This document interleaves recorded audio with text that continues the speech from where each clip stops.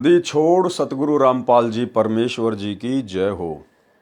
परम पिता परमात्मा सारी सृष्टि के रचनहार कुल मालिक असंख्य ब्रह्मांडों के स्वामी जगत गुरु तीनों लोकों में प्रवेश करके सबका पालन पोषण करने वाले राजाधिराज आत्माधार नाथों के नाथ देवों के देव महादेव सर्वेश्वर महेश्वर मृत्युंजय अजरो अमर आदि अनादि सनातनी प्रभु जगत पिता जगदीश्वर श्री श्री 1008 की उपाधि के वास्तविक अधिकारी अकाल मूर्त शब्द स्वरूपी राम वासुदेव सर्वगतम ब्रह्म परम पूज्य प्रथम पूज्य परम संत परम पुरुष परम धनी परम दयालु सत्य कबीर हक्का कबीर अल्लाहु कबीर अल्लाहु अकबर बाखबर अल्लाह ताला जगत के तारणहार जगत के मुक्तिदाता जगत के जगन्नाथ हारे के सहारे हिंदुओं के राम मुसलमानों के अल्लाह सिखों के वाहेगुरु ईसाइयों के मसीह दया के सागर दयानिधि करुणा के सागर करुणानिधि स्वयंभू परिभू संकट मोचन कष्ट हरण मंगल करण दुख भंजन अविगत कबीर निर्विकार निर्विषम परमात्मा अलय अलेख सतगुरु आदि अनादि सतगुरु असली मर्यादा पुरुषोत्तम असली राम असली कृष्ण असली घनश्याम असली मुरारी राजाओं के राजा महाराजाओं के महाराजा शहंशाहों के शहंशाह सम्राटों के सम्राट भगवानों के भगवान अल्लाहों के अल्लाह प्रभुओं के प्रभु मसीहों के मसीह सच्चे वाहिगुरु बाबाओं के बाबा पीरों के पीर सेठों के सेठ जगत सेठ सावड़सा सेठ सर्वगुण संपन्न अनंत कोटि कलाओं के स्वामी अनंत कोटि ब्रह्मांडों के नायक योगियों में महायोगी ध्यानियों में महाध्यानी सिद्धों में परम सिद्ध ज्ञानियों में तत्व ज्ञानी ब्रह्म ज्ञानी महाज्ञानी परम ज्ञानी सर्वश्रेष्ठ ज्ञानी विज्ञानी युवा कबीर समरथ कबीर असमवात अमित ओजा सच्चे रहनुमा करीम अल्लाह सुभान अल्लाह दुनिया के अंतिम पैगंबर 8 सितंबर 1951 से गांव धनाना जिला सोनीपत हरियाणा भारतवर्ष की पावन भूमि पे प्रकट रियल कल की भगवान श्री नारायण साकार हरि श्री बाबा साहेब शब्द स्वरूपी राम गरीब निवाज संत श्रोमणी सतगुरु रामपाल जी परमेश्वर जी के चरण कमल में साध संगति से जुड़े हुए देश विदेश से हम सभी सत्सेवक भाई बहनों का अनंत कोटि दंडवत प्रणाम। सत्साई भाई और बहनों, दया पूज्य गुरुदेव भगवान की सारी सृष्टि के मालिक की जिनकी विशेष वीआईपी रजा से कृपा से आप और हम सभी सत्सेवक भाई बहन कबीर सागर के सरलार्थ के माध्यम से जो वीडियो बन रहे हैं उन वीडियो को देख देख कर परमाणु से जो साबित किया जा रहा है कि धरती पर एकमात्र पूर्ण संत पूर्ण गुरु तत्वदर्शी संत पूर्ण ब्रह्म परमेश्वर सतगुरु रामपाल जी ही हैं। इन सब बातों से हमारा जो विश्वास दृढ़ हो रहा है, हम निरंतर भक्ति मार्ग पर आगे बढ़ रहे हैं। भाई और बहनों, 4 युगों से गुरुदेव भगवान कबीर परमेश्वर इसी प्रकार से आत्माओं को दृढ़ करने का प्रयास कर रहे हैं, परंतु सतयुग से लेकर कलयुग की प्रथम पीढ़ी तक कोई भी आत्मा गुरु को परमात्मा मानकर भक्ति नहीं करती है, इतनी दृढ़ नहीं हो पाती है, इसलिए मोक्ष से वंचित रह जाती है। इसलिए अंत में इस कलयुग की बिचली पीढ़ी में मोक्ष के प्राइम टाइम में गुरुदेव भगवान ने हमारी उस कमजोरी को हमसे दूर करना था, इसलिए परमेश्वर ने साध संगतियां शुरू करवाई है कि साध संगति से ही आपसी ज्ञान चर्चा से ही ये पुण्यात्माएं गुरु को परमात्मा के रूप में पहचान कर भक्ति मार्ग पर सफलता प्राप्त कर पाएंगे।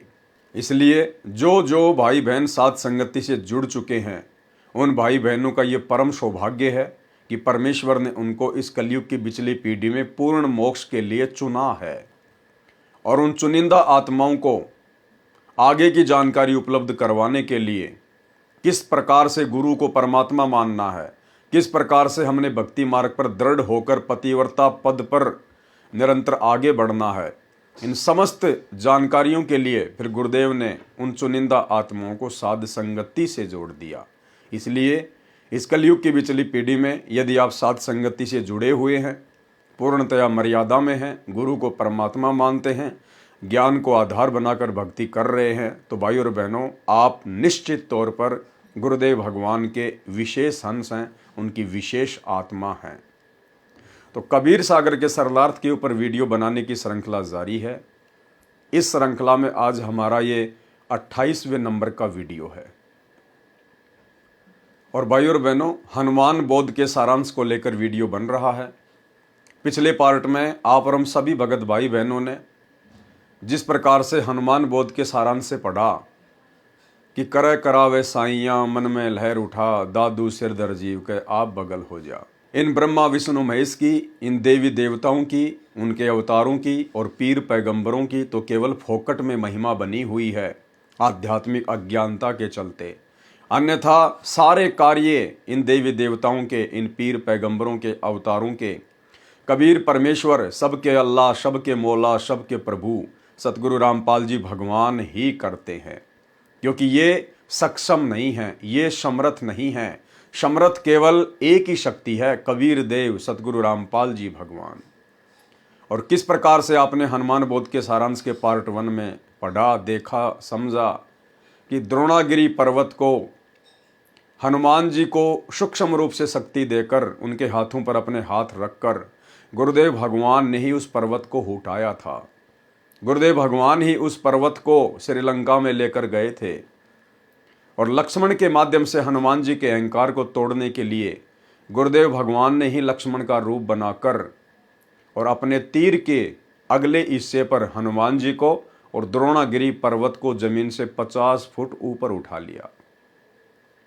सारे काम इस परमेश्वर ने किए और अंत में फिर आपने देखा कि श्री रामचंद्र जी के हाथों पर सूक्ष्म रूप से अपने हाथ रखकर उनकी विशेष प्रार्थना पर रावण की नाभि में तीर भी पूज्य गुरुदेव सतगुरु रामपाल जी परमेश्वर जी ने ही मारा था। क्योंकि जितने भी जीव सृष्टि में हैं, ये सब उस कबीर परमेश्वर सतगुरु रामपाल जी भगवान की ही आत्माएं हैं। और आत्मा जब विशेष संकट में होती है, विशेष परेशानी में होती है, और यदि उसके कोई पिछले संस्कार, कोई भक्ति धन शेष होता है, तो परमेश्वर उस आत्मा की पुकार पर अवश्य किसी न किसी रूप में, प्रत्यक्ष या परोक्ष रूप में प्रकट होकर या सूक्ष्म रूप में अपनी उस प्यारी आत्मा की मदद अवश्य करते हैं। तो भाइयों और बहनों, इसीलिए कहते हैं कि करे करावे साइयां मन में लहर उठा, दादू सिर धर जीव के आप बगल हो जा। और ये सारा सब कुछ परमेश्वर क्यों कर रहे हैं? कबीर सागर के सरलार्थ को लिखना, अन्य पुस्तकों को लिखना, अब समय आने पर उन पुस्तकों के ऊपर वीडियो बनवाकर उनके अंदर छुपे हुए गूढ़ रहस्यों को उजागर करवाना क्यों करवा रहे हैं गुरुदेव? क्योंकि अब ये कलयुग की बिचली पीढ़ी है, मोक्ष का प्राइम टाइम है और गुरु को एकमात्र परमेश्वर कबीर देव माने बिना, जुबान से नहीं, अपनी अंतरात्मा से, अपने हृदय से, तब तक हम लोग मोक्ष के पूर्ण अधिकारी नहीं बन सकते। इसलिए परमात्मा हमारी उस कमजोरी को दूर करना चाहते हैं जो कमजोरी हम युगों युगों से दर्शाते हुए आ रहे हैं, गुरु को मानुष मानने वाली कमजोरी। तो यदि आप साथ संगति से जुड़े हुए हैं तो ये आपका परम सौभाग्य है कि आपने अपने गुरु को पूर्ण ब्रह्म परमेश्वर कबीर देव के रूप में अपनी अंतरात्मा से, अपने हृदय से स्वीकार कर लिया है और उनके साथ उसी प्रकार से आप जी व्यवहार कर रहे हैं। यानी गुरु को ही परमात्मा मानकर फिर आप जी गीता अध्याय 3 श्लोक 13 के अनुसार उन्हें इष्ट मानकर भोग लगा रहे हैं। एकमात्र उन्हीं का फोटो, उन्हीं की प्रतिमा आपके घर में, आपके घट में है। एकमात्र उन्हीं को अपना पति मानकर, परमेश्वर मानकर पतिव्रता पद की भक्ति कर रहे हैं। तो ये आप और हमारा परम सौभाग्य है। तो भाई और बहनों, आज हम आगे बढ़ेंगे हनुमान बोध के पार्ट नंबर 2 पर। इसके अंदर भी गुरुदेव भगवान ने बहुत सारे गुप्त रहस्य छुपा रखे हैं, बहुत सारी ऐसी बातें छुपा रखी हैं अध्यात्म को लेकर, जिन बातों का गुरुदेव ने अभी तक सार्वजनिक तौर पर कहीं भी जिक्र नहीं किया है। आप और हमारी तुच्छ बुद्धि को देखते हुए कि यदि समय से पहले मैंने इनको ये गूढ़ जानकारियाँ बता दी तो ये आत्माएं मेरे ऊपर विश्वास नहीं कर पाएंगी, क्योंकि इनकी बुद्धि अभी उस लेवल की नहीं है कि ये मेरे द्वारा बताई गई अध्यात्म की आगे की बातें समझ सकें। और गुरु के वचन में दोष निकालने का मतलब है भक्ति का सत्यानाश करवाना। इसलिए परमेश्वर ने पिछले 30 वर्षों से हमें सामान्य ज्ञान दिया। परमेश्वर ने हमारी फाउंडेशन भरी, हमारी नींव भरी, और जब नींव भर चुकी है उसके बाद गुरुदेव ने सत्संगति के माध्यम से अब वो रहस्य जो गुरुदेव ने पहले ही लिख कर छोड़ दिए हैं उजागर करवाने शुरू कर दिए हैं। तो आज के वीडियो में भी हमें बहुत सारी जानकारियां मिलेंगी। तो हमने हनुमान बोध के सारांश में यहाँ तक पढ़ लिया था कि श्री रामचंद्र जी ने त्रेता युग में जब उनसे रावण नहीं मारा जा रहा था, उसके बाद उन्होंने अपने अंतरात्मा से अपनी आत्मा के पति अपने परमपिता परमेश्वर को याद किया। यानी श्री राम ने उस असली श्री राम को याद किया। त्रेता युग में पैदा राम ने उस आदि राम को याद किया, जिस आदि राम की पूजा भक्ति, उसके नाम का सुमरण सतयुग में भी होता था, जो सब का राम है। राम राम सब जगत बखाने, आदि राम कोई बिरला ही जाने। रामचंद्र जी ने परमेश्वर को याद किया कि इस राक्षस को मारो, मेरी सहायता करो। हे महादेव, हे देवों के देव, हे महाप्रभु, मेरी सहायता करो। आपकी बेटी सीता महाकष्ट में है, आपके बच्चे 33 करोड़ देवता भी इसी राक्षस ने जेल में डाल रखे हैं। परमेश्वर कबीर जी ने उसी समय गुप्त रूप में रामचंद्र के हाथों पर अपने सूक्ष्म हाथ रखे और तीर रावण की नाभि में मारा, तब रावण मरा। परमेश्वर कबीर जी की प्राप्ति के पश्चात संत गरीबदास जी, गांव छुड़ानी, जिला झज्जर, हरियाणा प्रांत वाले ने परमेश्वर कबीर जी की महिमा बताई है। कबीर जी ने बताया है कि कबीर कहे मेरे हंस को दुख ना दीजिए कोई, संत दुखाए मैं दुखी, मेरा आपा भी दुखी होए। गुरुदेव भगवान कह रहे हैं कि कबीर मेरे हंस को, यानी मेरे भगत को, मेरे साधक को दुख ना दीजिए कोई, और मेरा भगत दुखी तो मैं दुखी, मेरा आपा भी दुखी होए। यानी मेरा जो दिल है, मेरी जो अंतरात्मा है, वो भी दुखी होती है यदि कोई मेरे भगत को, यदि कोई मेरे अंश को दुखी करता है। तो इसका मतलब केवल ये नहीं है कि हम बाकी जो गधे कुत्ते सुअर हैं उनको मारें पीटें, और केवल जो परमात्मा का भगत है, सतगुरु का भगत है, उसी से प्यार प्रेम से पेश आए। नहीं, इस पृथ्वी पर, इस 21 ब्रह्मांड में जितने भी जीव हैं, चाहे वो 84 लाख योनियों में है, चाहे वो मनुष्य शरीरधारी स्त्री या पुरुष है, सब परमेश्वर के हंस हैं, सब परमेश्वर के बच्चे हैं, उनके अंश हैं। अब जिस प्रकार एक दादाजी होता है, दादाजी का मुख्य अंश होता है उसका बेटा, क्योंकि वो डायरेक्ट उसके बिंद से पैदा होता है। लेकिन उसके बेटे का बेटा, यानी दादा का पोता, उसमें दादाजी का अपने बेटे से भी ज्यादा लगाव होता है, क्योंकि वो भी दादा का ही अंश होता है। तो इसी प्रकार भाई और बहनों, हम विशेष तौर पर तो गुरुदेव भगवान के हंस हैं, उनके भगत हैं, क्योंकि हमें मनुष्य शरीर प्राप्त है। परंतु जितने भी 84 लाख योनियों में प्राणी भटक रहे हैं, वो भी अपने संस्कारवश भटक रहे हैं। आप और हम भी ना जाने कितनी बार भटके हैं। परमेश्वर उनकी भी हर पुकार सुनता है, और यदि उनके संस्कार में यदि कोई भक्ति धन होता है, ऐसा यदि कोई पुण्य होता है, तो परमेश्वर उन 84 लाख योनियों में कष्ट भोग रहे उन पशु पक्षियों की भी मदद करता है। जिस प्रकार महाभारत के युद्ध में एक टटेरी पक्षी ने अपने अंडों की रक्षा के लिए अपनी अंतरात्मा से गुरुदेव भगवान से प्रार्थना की, तो परमेश्वर जी ने उसके पिछले भक्ति संस्कार के आधार से, उसके पुण्यों के आधार से परमेश्वर ने इंद्र के हाथी का घंटा तोड़ के, जिसका वजन 88,000 मण था, महाभारत के युद्ध में उन अंडों के ऊपर डाल दिया, और किसी का ध्यान भी नहीं गया। पूरा महाभारत हो गया, करोड़ों लोग कट के मर गए। उसके बाद लोगों का ध्यान उस घंटे के ऊपर गया कि ये क्या है।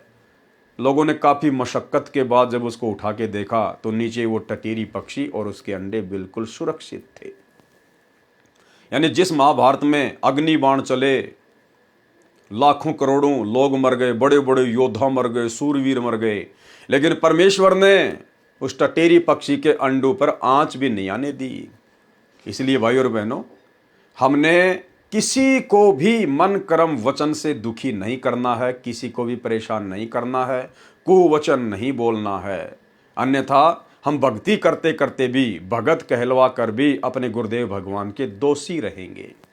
इसलिए जो गलती वर्तमान में सतलोक आश्रमों से जुड़े हुए मुख्य लोग, बड़े बड़े स्टेट कोऑर्डिनेटर, वर्ल्ड कोऑर्डिनेटर, गुरुदेव के परिवार वाले कर रहे हैं, भगत भाई बहनों की पिटाई करके, माँ बहन की गंदी गंदी गालियां निकाल के, साथ संगतियां रुकवा के, भक्तों के ऊपर मुकदमे करवा के, हमने गुरुदेव के तत्व ज्ञान को आधार बनाकर स्वयं कष्ट उठा लेना है। लेकिन हमने किसी को भी कष्ट मन कर्म वचन से नहीं पहुंचाना है। कबीरा आप ठगाइए और न ठगिए कोई, आप ठगाए सुख होत है और ठगे दुख होए। जो तोकू काटा बोवे ताको वो तू फूल, और तोए फूल के फूल है वाको है त्रिशूल। अन्यथा गुरुदेव भगवान ने फिर अपना विधान भी बता दिया, और परमेश्वर का विधान अटल होता है, अटल। परमेश्वर स्वयं भी उसको नहीं तोड़ते। राजा अमरीश और दुर्वासा ऋषि की कथा सुनाते हुए गुरुदेव ने फिर स्पष्ट कर दिया कि राजा अमरीश कबीर परमात्मा के भगत थे, और दुर्वासा ऋषि में अहंकार था, अभिमान था, और दुर्वासा ऋषि ने जबरदस्ती राजा अमरीश के साथ बदतमीजी की, सुदर्शन चक्कर से उनका शीश काटना चाहा। लेकिन अमरीश में आधीनी थी, दास भाव था। वो सुदर्शन चक्कर राजा अमरीश के पैर छूकर दुर्वासा ऋषि को मारने के लिए दौड़ पड़ा। दुर्वासा ऋषि दौड़ता दौड़ता ब्रह्मा जी के पास गया। ब्रह्मा जी ने हाथ खड़े कर दिए, मेरे बस की बात नहीं है। शंकर जी के पास गया, शंकर जी ने हाथ खड़े कर दिए। अंत में विष्णु जी के पास गया, और विष्णु रूप में वहां पर कबीर परमात्मा सतगुरु रामपाल जी थे उस समय। और कबीर परमेश्वर ने फिर उसको डांटा, उसको धमकाया कि नालायक, तेरे अंदर अहंकार है, अभिमान है। तुझे किसने अधिकार दिया कि तू अपनी साधना, अपनी भक्ति को जबरदस्ती किसी और के ऊपर थोपेगा। उसके बाद परमेश्वर कबीर जी ने, सतगुरु रामपाल जी ने विष्णु रूप में दुर्वासा को कहा कि वापस जाकर राजा अमरीश से माफी मांग, उनके चरणों में पड़, तब तेरी जान बचेगी। और ऐसा ही हुआ। फिर गुरुदेव ने इस कथा का निष्कर्ष बताते हुए कहा कि पुण्यात्माओं, आप ये गलती ना करना। यदि आप वर्तमान में भगत भी आपस में लड़ाई करोगे, झगड़ा करोगे, मान लीजिए आप दो भगत हैं और दोनों ने ही गुरु से उपदेश ले रखा है, और एक भगत कुछ नहीं बोलता और दूसरा भगत उसको नाजायज परेशान करता है, दुखी करता है, तो गुरुदेव ने कहा कि भले ही वो भगत है जो नाजायज परेशान कर रहा है, दुखी कर रहा है, परमेश्वर उस भगत की तो रक्षा करेगा जो सारी परेशानियां झेल रहा है, और जो भगत होने के बाद जबरदस्ती बकवाद कर रहा है, भक्तों के साथ में मारपीट करता है, उसका परमात्मा बक्कल उतारेगा, यानी उसका शीश उतार देगा भगवान समय आने पर। ये कोई भेदभाव नहीं करता, समदृष्टि परमात्मा है। तो भाई, हम सत्सेवकों के साथ में सतलोक आश्रम मैनेजमेंट हरियाणा वालों ने, हमारे गुरु भाइयों ने, गुरुदेव के परिवार ने, इन कोऑर्डिनेटरों ने, वर्ल्ड कोऑर्डिनेटर ने जो बदतमीजियाँ की हैं, जो गंदगी फैलाई है परमात्मा के मार्ग में, साध संगति में, और साध संगतियाँ रुकवाकर जिस प्रकार ये भगवान के दोषी बने हैं, भक्तों के ऊपर झूठे मुकदमे करवाएं, पुलिस वालों से पिटवाया, इन्होंने खुद पीटा, गालियाँ निकाली, धमकियों की गिनती नहीं। आने वाले समय में क्या बनेगी, सुनिए गुरुदेव का सत्संग। इसमें एक बहुत बड़ा नियम है प्रभु का कि सबसे ज्यादा हमें अधीन रहना होगा। आप दो भक्त हैं, दोनों ने उपदेश ले रखा है, और तुम आपस में झगड़ा करते हो, और एक भक्त कुछ नहीं कहता, दूसरा उसको नाजायज परेशान करने की चेष्टा करता है, तो परमात्मा उस जो भक्त की रक्षा करेगा। और वो भी बेशक भक्त है जो बेमतलब बकवाद करके दूसरे को तंग कर रहा है भक्त को, तो उसको हानि पहुंचाएगा, जबकि दोनों भक्त ही है। तो भाई और बहनों, इस कथा का हमने सारांश समझ के चलना है। ये अंतिम बार परमात्मा हमें लास्ट चेतावनी दे रहे हैं अपने कर कमल से लिखित इन पुस्तकों के ऊपर वीडियो बनवा कर, कि आप लोगों ने भगत बनना पड़ेगा, भगत दास बनना पड़ेगा। दादा बन के, साहेब बन के तुम यहां से पार नहीं हो सकते। तो हम वो गलती ना करें जो गलती दुर्वासा ऋषि ने की। कबीर कहे मेरे हंस को दुख ना दीजिए कोई, संत दुखाए मैं दुखी मेरा आपा भी दुखी होए। पहुंचूंगा क्षण एक में जन अपने के हेत, 33 कोटि की बंद छुटाई रावण मार्या खेत। जो मेरे संत को दुखी करे वाका खोऊं वंश, और हिरणाकुश उदर विदारिया मैं ही मार्या कंस। राम कृष्ण कबीर के शहजादे, भक्ति हेत भय पियादे। लंका का राज्य रावण के छोटे भ्राता विभीषण को दिया गया। विभीषण दास था, उसके अंदर आधीनी थी, विनम्रता थी, और वो कबीर परमेश्वर की शरण में पहले ही आ चुका था। जब त्रेता युग में कबीर परमात्मा सतगुरु रामपाल जी मुनिंद्र ऋषि के रूप में गए हुए थे, तो विभीषण नाम दीक्षा प्राप्त कर चुका था अपनी भाभी मंदोदरी के कहने पर। इसलिए जिस लंका के लिए रावण ने इतने खाड़े किए, इतने पाप कमाए, वो लंका भी अंत में रावण के हाथ से निकल गई और कुत्ते वाली मौत मरा, क्योंकि उसमें आधीनी नहीं थी और अहंकार गुरुदेव को बिल्कुल भी पसंद नहीं है। वो लंका भी परमेश्वर ने विभीषण को दी, वहां का राज्य दिया। लंका का राज्य रावण के छोटे भ्राता विभीषण को दिया। सीता की अग्नि परीक्षा श्री राम ने ली। यदि रावण ने सीता मिलन किया है तो अग्नि में जलकर मर जाएगी। यदि सीता पाक साफ है तो अग्नि में नहीं जलेगी। सीता जी अग्नि में नहीं जली। उपस्थित लाखों व्यक्तियों ने सीता माता की जय बुलाई। सीता सती की पदवी पाई। रावण का वध आसोज मास की शुक्ल पक्ष की 10वीं को हुआ था। 2 शिक्षाएं भाई और बहनों। रावण पर विजय प्राप्त करने के बाद में श्री रामचंद्र जी तो सीता जी को साथ में लिए बिना ही वापस अयोध्या जा रहे थे। ये वाल्मीकि रामायण में गीता प्रेस गोरखपुर से प्रकाशित वाली में साफ साफ लिखा हुआ है। श्री रामचंद्र जी तो अशोक वाटिका में सीता जी से मिलने भी नहीं गए। रावण को मारने के बाद वो तो वापस अयोध्या जा रहे थे। सीता ने दौड़कर हाथ जोड़े कि प्रभु, ये स्वामी, मुझे क्यों छोड़कर जा रहे हो। श्री रामचंद्र जी ने कहा कि आप मेरे लायक नहीं हैं, क्योंकि श्री रामचंद्र जी को, विष्णु अवतार को, अपनी औरत पर विश्वास नहीं था। श्री रामचंद्र जी के मन में दोष था कि अवश्य सीता रावण के संपर्क में आ चुकी है, रावण के साथ में शारीरिक मिलन कर चुकी है। लेकिन सीता ने बहुत मना किया, फिर भी रामचंद्र जी ने उसकी बात नहीं मानी। अंत में जितने भी बड़े बड़े महापुरुष थे, हनुमान जैसे, जामवंत जैसे, सुग्रीव जैसे, अंगद जैसे, उन सब ने श्री रामचंद्र जी से प्रार्थना की कि महाराज ऐसा ना कीजिएगा। जिस देवी के लिए आपने करोड़ों लोग मरवा दिए और अब आप उसको यही छोड़कर जा रहे हो। फिर रावण को मारने का औचित्य क्या था।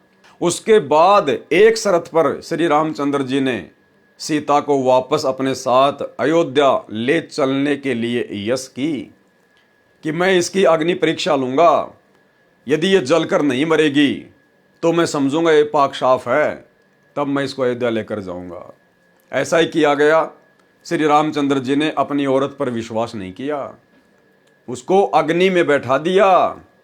लेकिन सीता पाक साफ थी, परमात्मा उसके साथ में थे, उसका बाल बाका नहीं होने दिया।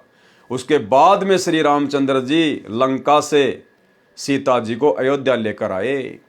यानी भाई और बहनों, विचार करने की बात है। जो लोग आज 10-15 रुपए की मोगरा अगरबत्ती लेकर और 33 करोड़ देवी देवताओं को खुश करने के चक्कर में बैठे हैं, जो लोग श्री राम मंदिर में जाकर 100, 50 लाख, 2 लाख रुपए दान धर्म देके प्रभु श्री रामचंद्र जी को खुश करने के चक्कर में हैं, उनके नाम के भंडारे करके या अपने घर की छत पर जय श्री राम का बड़ा सा झंडा लगा के उनको खुश करने के चक्कर में हैं, या अपनी गाड़ी के पीछे जय श्री राम या कट्टर सनातनी लिखवा कर श्री रामचंद्र जी को खुश करने के चक्कर में हैं। ये आपकी माँ भूल है। अभी आप सपने में हो, सपने में। अरे जिस श्री रामचंद्र जी ने अपने खुद की औरत के ऊपर विश्वास नहीं किया, वो भला तुम्हारे 11 रुपए के प्रसाद बांटने से, घर की छत पर झंडे लगा देने से, या जय श्री राम के, या मुंह में रजनीगंधा भर के जय श्री राम के नारे लगा देने से तुम्हें लगता है वो खुश हो जाएगा। ये शिक्षा लेने की बात है। तुम्हारे खुद के शास्त्रों में लिखा हुआ है। श्री वाल्मीकि रामायण को खोल के देख लेना। तो सोचिए, वो श्री रामचंद्र जी आप और हमारे जैसे कलयुगी लोगों पर, जिनका ना कोई कर्म है, ना कोई धर्म है, जिनकी ना कोई किसी प्रकार की कोई मर्यादा है, ना कोई भक्ति है, भला आप और हमारे पर वो क्यों विश्वास करेगा और कैसे विश्वास करेगा? आधार क्या है? जब वो अपनी औरत पर विश्वास नहीं कर पाया, उसकी भी अग्नि परीक्षा ली, तो आज तुम तो लाख जन्म में भी अग्नि परीक्षा देने के योग्य नहीं हो। अग्नि के निकट आते भस्म हो जाओगे, इतने पाप कर्मों से भरे हुए हो। तो भाई और बहनों, परमात्मा धरती पर आया हुआ है। वो राम का भी राम, आदि राम, कबीर परमेश्वर, सतगुरु रामपाल जी के रूप में धरती पर प्रकट हैं। समय रहते उनके सत्संग सुनना शुरू कर दो। ये मोबाइल आप लोगों की पॉकेट में उन्हीं की दया दृष्टि से है। ये बुद्धि इंसान को उन्हीं ने बख्शी है। आज से 50 साल पहले मोबाइल का कोई नाम भी नहीं जानता था। पिछले 30 से 40 वर्षों में परमेश्वर ने विज्ञान को शिखर पे चढ़ा दिया, जिस विज्ञान को लाखों साल से कोई जानता भी नहीं था। तो मौका है, समय रहते परमेश्वर की शरण ग्रहण कर लीजिएगा। तो क्या कहा जा रहा है?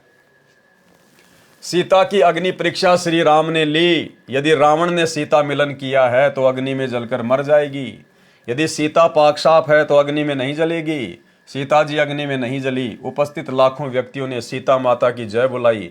सीता सती की पदवी पाई। रावण का वध आसोज मास की शुक्ल पक्ष की 10वीं को हुआ था। अब भाई और बहनों, ये कहाँ लिखा हुआ है? कौन से शास्त्र में लिखा हुआ है? किसने बताई ये डेट, ये महीना, ये तिथि, ये वार? ये किसने बताया? कौन लिख रहे हैं? सतगुरु रामपाल जी। तो कौन हुए सतगुरु रामपाल जी? स्वयं रावण का वध करने वाले कबीर देव, वही बता सकते हैं। रावण का वध आसोज मास की शुक्ल पक्ष की 10वीं को हुआ था। रावण वध के 20 दिन बाद 14 वर्ष की वनवास अवधि पूरी करके श्री राम, लक्ष्मण और सीता पुष्पक विमान में बैठकर अयोध्या नगरी में आए। रावण को मारने के बाद भी 20 दिन बचे हुए थे श्री रामचंद्र जी के 14 साल वाले वनवास के पूरा होने में। कौन बता रहे हैं? सतगुरु रामपाल जी। विचार करने की बात है, ये परमेश्वर हैं। ये बायोडाटा आपके किसी भी राम कथावाचक के पास नहीं मिलेगा, रामायण में नहीं मिलेगा। रावण वध के 20 दिन बाद 14 वर्ष की वनवास अवधि पूरी करके श्री राम, लक्ष्मण और सीता पुष्पक विमान में बैठकर अयोध्या नगरी में आए। उस दिन कार्तिक मास की अमावस्या थी। उस काली अमावस्या को गाय के घी के दीप अपने अपने घरों के अंदर तथा ऊपर मंडेरों पर जलाकर श्री राम, सीता तथा लक्ष्मण के आगमन की खुशी मनाई। भरत ने अपने भाई श्री रामचंद्र जी को राज्य लौटा दिया। एक दिन श्री रामचंद्र जी से सीता ने कहा कि मैं युद्ध में लड़ने वाले योद्धाओं को कुछ इनाम देना चाहती हूं। एक दिन सीता जी ने क्या कहा श्री रामचंद्र जी से कि मुझे रावण की कैद से छुड़वाने में जिन जिन योद्धाओं ने अपनी जी जान लगाकर अपनी जान की बाजी लगाई, अपना सहयोग दिया, मैं उनको कुछ इनाम देना चाहती हूं। और भाई और बहनों, यहीं से बात बिगड़ जाएगी। देखना, उस हनुमान जी ने, जिन्होंने अपना सर्वस्व सीता जी को छुड़ाने के लिए श्री रामचंद्र जी के चरणों में सौंप दिया, जिन्होंने अपनी जान की बाजी लगा दी, बढ़ चढ़कर उन्होंने सारे काम किए, उस हनुमान जी की सीता जी ने भरी सभा में किस प्रकार से बेइज्जती की। क्योंकि भाई और बहनों, ये राम, सीता, ये राधे राधे, श्री कृष्ण, 33 करोड़ देवी देवता, ब्रह्मा विष्णु महेश, ये केवल जीव हैं। ये भगवान नहीं हैं जो भगत की श्रद्धा का सम्मान कर सकें, जो भगत के भाव की कदर कर सकें। भगत की श्रद्धा भाव की कदर तो भगवान करता है, परमेश्वर कबीर देव, सतगुरु रामपाल जी। और किस प्रकार से भरी सभा में सबके सामने सीता जी ने श्री हनुमान जी को जानवर कहकर संबोधित किया, जानवर कहकर। यानी ये सिला मिला, ये परिणाम मिला इतने संघर्ष का, इतने समर्पण का श्री हनुमान जी को। एक दिन श्री रामचंद्र जी से सीता ने कहा कि मैं युद्ध में लड़ने वाले योद्धाओं को कुछ इनाम देना चाहती हूँ। इनाम में सीता जी ने हनुमान जी को अपने गले से सच्चे मोतियों की माला निकालकर दे दी तथा कहा, हे हनुमान, ये अनमोल उपहार मैं आपको दे रही हूँ, बहुत संभाल कर रखना। हनुमान जी ने उस माला का मोती तोड़ा, फिर फोड़ा, फिर दूसरा। देखते देखते सब मोती फोड़कर जमीन पर फेंक दिए। सीता जी को हनुमान जी का ये व्यवहार अच्छा नहीं लगा। क्रोध में भरकर कहने लगी, हे मूर्ख, ये क्या कर दिया? ऐसी अनमोल माला का सर्वनाश कर दिया। तू वानर का वानर ही रहा, तू बंदर का बंदर ही रहा, यानी जानवर का जानवर ही रहा। चला जा मेरी आंखों के सामने से। ये वो वर्ड हैं जो वर्ड सीता जी ने अपने मुख से बोले थे। सेम टू सेम वर्ड यहां पर कबीर परमेश्वर सतगुरु रामपाल जी ने लिखे हैं। तो कितना बड़ा सिला मिल गया हनुमान जी को, कितना बड़ा परिणाम मिल गया हनुमान जी को। अरे श्री राम और सीता का हनुमान जी से बड़ा तो इस कलयुग में कोई भगत नहीं है ना। जितने भी भाई बहन हैं उनकी नजरों में हनुमान जी से बड़ा तो श्री राम और सीता जी का कोई भगत है ही नहीं। जब इतने बड़े भगत को उसके त्याग, उसके समर्पण का ये परिणाम मिला, बेइज्जती, जानवर का जानवर रहा, गाली। तो ये वर्तमान के भगत, श्री रामचंद्र जी के भगत, माता सीता जी के भगत, अपने आप को कट्टर सनातनी, कट्टर हिंदू कहने वाले, गाड़ियों के ऊपर जय श्री राम लिखवाने वाले, घर की छतों पर जय श्री राम के झंडे लगाने वाले, भाई और बहनों, तुम तो हो ही क्या उस हनुमान जी के आगे, उसके बाल के बराबर भी नहीं हो, बाल के बराबर भी। तो तुम क्या उम्मीद लेकर भक्ति कर रहे हो? तुम्हें क्या मिलेगा जब हनुमान जी को ये मिला? क्या कहा सीता जी ने? क्रोध में भरकर कहने लगी कि हे मूर्ख, ये क्या कर दिया? ऐसी अनमोल माला का सर्वनाश कर दिया। तू वानर का वानर ही रहा, चला जा मेरी आंखों के सामने से। उस समय श्री रामचंद्र जी भी सीता जी के साथ ही सिंहासन पर विराजमान थे। उन्होंने भी हनुमान के इस व्यवहार को अच्छा नहीं माना और चुप रहे। श्री रामचंद्र जी ने मुंह से तो कुछ नहीं बोला, लेकिन जब सीता ये बात कह रही थी तो उनको बड़ा अच्छा लग रहा था कि हाँ सीते, तूने बिल्कुल सही कहा, ये वानर का वानर ही है। इतनी महंगी माला को तोड़ दिया इसने। भाई और बहनों, श्री हनुमान जी की भक्ति की, उसके त्याग की, उसके समर्पण की श्री रामचंद्र और सीता ने कोई मान मर्यादा नहीं रखी, कोई मान मर्यादा। लेकिन हनुमान अपने आप में भगत था, वो सच्चा सेवक था। और आगे चलकर कबीर परमेश्वर मुनिंद्र ऋषि के रूप में हनुमान जी को मिले, और उसके अंदर जो भगत वाले गुण थे, परमेश्वर ने उन भगत वाले गुणों के आधार से उसे अपनी शरण में लिया। असल परिणाम मुनिंद्र ऋषि जी ने दिया। हनुमान जी की वीरता, उसके दास भाव, उसके त्याग, उसके समर्पण की जो वैल्यू थी, वो कबीर परमेश्वर सतगुरु रामपाल जी ने समझी, और परमेश्वर ने उसको वो अनमोल वस्तु बख्श दी जो अनमोल वस्तु श्री रामचंद्र जी के पास भी नहीं थी। उन्हें 3 लोक की सर्वश्रेष्ठ संपत्ति, उनको अपना नाम दिया, अपना उपदेश दिया, अपना भगत बनाया। गुरु समान दाता नहीं, याचक शिष्य समान, 3 लोक की संपदा, सो गुरु दीनी दान। यानी तीनों लोकों में सबसे महंगी यदि कोई संपत्ति है तो केवल गुरुदेव भगवान का नाम है। वो सबसे अनमोल संपत्ति हनुमान जी को बख्शी। और दूसरी बात भाई और बहनों, ये कथा हमें ये भी शिक्षा देती है कि एक भगत में वास्तव में ऐसे ही लक्षण होने चाहिए, ऐसे ही गुण होने चाहिए। अपने इष्ट देव के अतिरिक्त उसको किसी भी वस्तु में कोई मोह नहीं होना चाहिए। भगत के अंदर मान बड़ाई और अहंकार नहीं होना चाहिए। दिखावे की भावना नहीं होनी चाहिए। नकली संपत्ति में, सोना चांदी में उसकी जरा भी आस्था नहीं होनी चाहिए। मोतियों की महंगी माला, मोती कहां से आते थे पता है? समुद्र में गहराई में जाकर गोताखोर बड़ी मेहनत करके, जान की बाजी लगाकर, और जो मोती समुद्र के पैंदे में होते थे, उन मोतियों को चुन चुन के लाते थे। फिर उनकी माला बनाई जाती थी। उस माला को राजा महाराजा, रानी महारानियां पहना करती थी, जो सबसे कीमती होती थी। हनुमान जी ने उस माला को फोड़ना शुरू कर दिया, तोड़ना शुरू कर दिया कि मेरे किस काम की ये, यदि इसमें मेरे प्रभु श्री रामचंद्र जी का नाम नहीं है तो। यानी हनुमान जी की नजरों में वो मोतियों की माला, जो मोतियों की माला सीता जी के लिए इतना महत्व रखती थी, जो मोतियों की माला श्री रामचंद्र जी के लिए इतना महत्व रखती थी, जिस मोतियों की माला को वे अपने गले में डालकर रखा करते थे, हनुमान जी ने उनको फोड़ फोड़ के फेंक दिया। ये लक्षण एक भगत में होने चाहिए। जब ज्ञान समझ में आ जाए, गुरु भगवान समझ में आ जाए, और आप और हम साथ संगत वाले भाई बहनों पर यह दया हुई है। आज साथ संगति से जुड़े हुए भगत भाई बहनों ने ज्ञान को आधार बनाकर वो सोना चांदी, आर्टिफिशियल ज्वेलरी हमने पहनना तो दूर की बात है, अपने घर से भी फेंक दिया उनको। फेंकने का मतलब है हमने सुनार को बेच दिया वो सोना, क्योंकि सोने में काल का प्रवेश है। नकली ज्वेलरी पहनना, सोने चांदी की ज्वेलरी पहनना, ये मान बढ़ाई में आता है, दिखावे में आता है। काल का दाव लगता है, सूक्ष्म चाल है ये काल की। परमेश्वर ने सात संगतियों से जोड़कर उस सोने को घर से बाहर निकलवा दिया।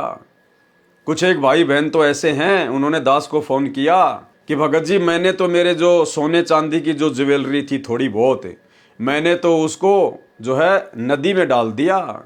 तो दास ने कहा कि बहन नदी में नहीं डालना था, आपने किसी सुनार को बेच देना था, और जो पैसा आ जाए वो अपना दान धर्म में लगाओ, सेवा में लगाओ, अपने बच्चों की फीस भरो, अपने घर का राशन लेके आओ, अपने घर के काम में लो। बोला भगत जी मैंने तो फेंक ही दिया, जब भगवान ने कह दिया कि इसमें काल का प्रवेश है तो सुनार को भी क्या बेचना। लेकिन ये अन्य भगत भाई बहनों ने ऐसा नहीं करना है, आपने उसको बेचना है और बेचकर पैसे को अपने घर में काम में लेना है। तो भाई और बहनों, ये दया भी जो गुण हनुमान जी के अंदर थे एक भगत के, हनुमान जी अपने इष्ट से ज्यादा उस नकली सोने चांदी मोतियों की मालाओं को महत्व नहीं देते थे। और आज सात संगति से जुड़े भाई बहन हनुमान बन चुके हैं। हनुमान से भी कई गुना ऊपर। तो भाई और बहनों, आप और हमारे ऊपर ये बहुत बड़ी मेहर, बहुत बड़ी दया गुरुदेव की। उस समय श्री रामचंद्र जी भी सीता जी के साथ ही सिंहासन पर विराजमान थे। उन्होंने भी हनुमान के इस व्यवहार को अच्छा नहीं माना और चुप रहे। हनुमान जी ने कहा, माता जी जिस वस्तु में राम नाम अंकित नहीं है वह मेरे किसी काम की नहीं है। ठीक इसी प्रकार जिस सोने चांदी को पहनने के लिए या अपने घर में रखने के लिए भी हमारे पूज्य गुरुदेव आदि राम सतगुरु रामपाल जी ने मना कर दिया, तो भाई हनुमान जी की तरह फिर वो हमारे किसी काम की नहीं है, किसी भी काम की। और गुरुदेव ने अपने सत्संग में स्पष्ट आदेश दे रखा है सोने के विषय में कि पुण्यात्माओं, ये तो खाम खा का सिर का दर्द है, ये सोना तो घर में भी नहीं रखना चाहिए। पहनना तो दूर की बात है, नाक में डाल लिया, कान में डाल लिया, 36 आडंबर। इस सोने को तो घर में भी नहीं रखना चाहिए, घर में भी।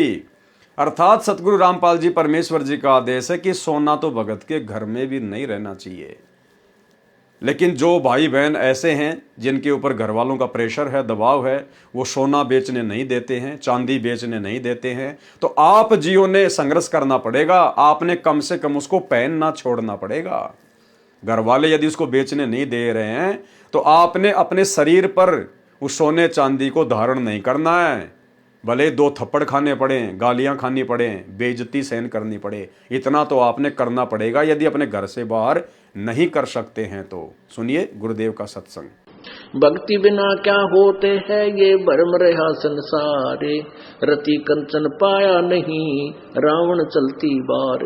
ओह, सर्व सोने की लंका थी, किसा को बद्दी था करके भक्ति सिद्धि प्राप्त रिद्धि प्राप्त करके, और सोने की लंका जैसे हम गारा की ईंट पका के और मकान बनाते हैं, वो सोने की ईंट बना के, छोटी छोटी ईंटें होती थी पहले, और उनसे सोने ही की वो गारा बना के और महल बनवा रखे थे उसने।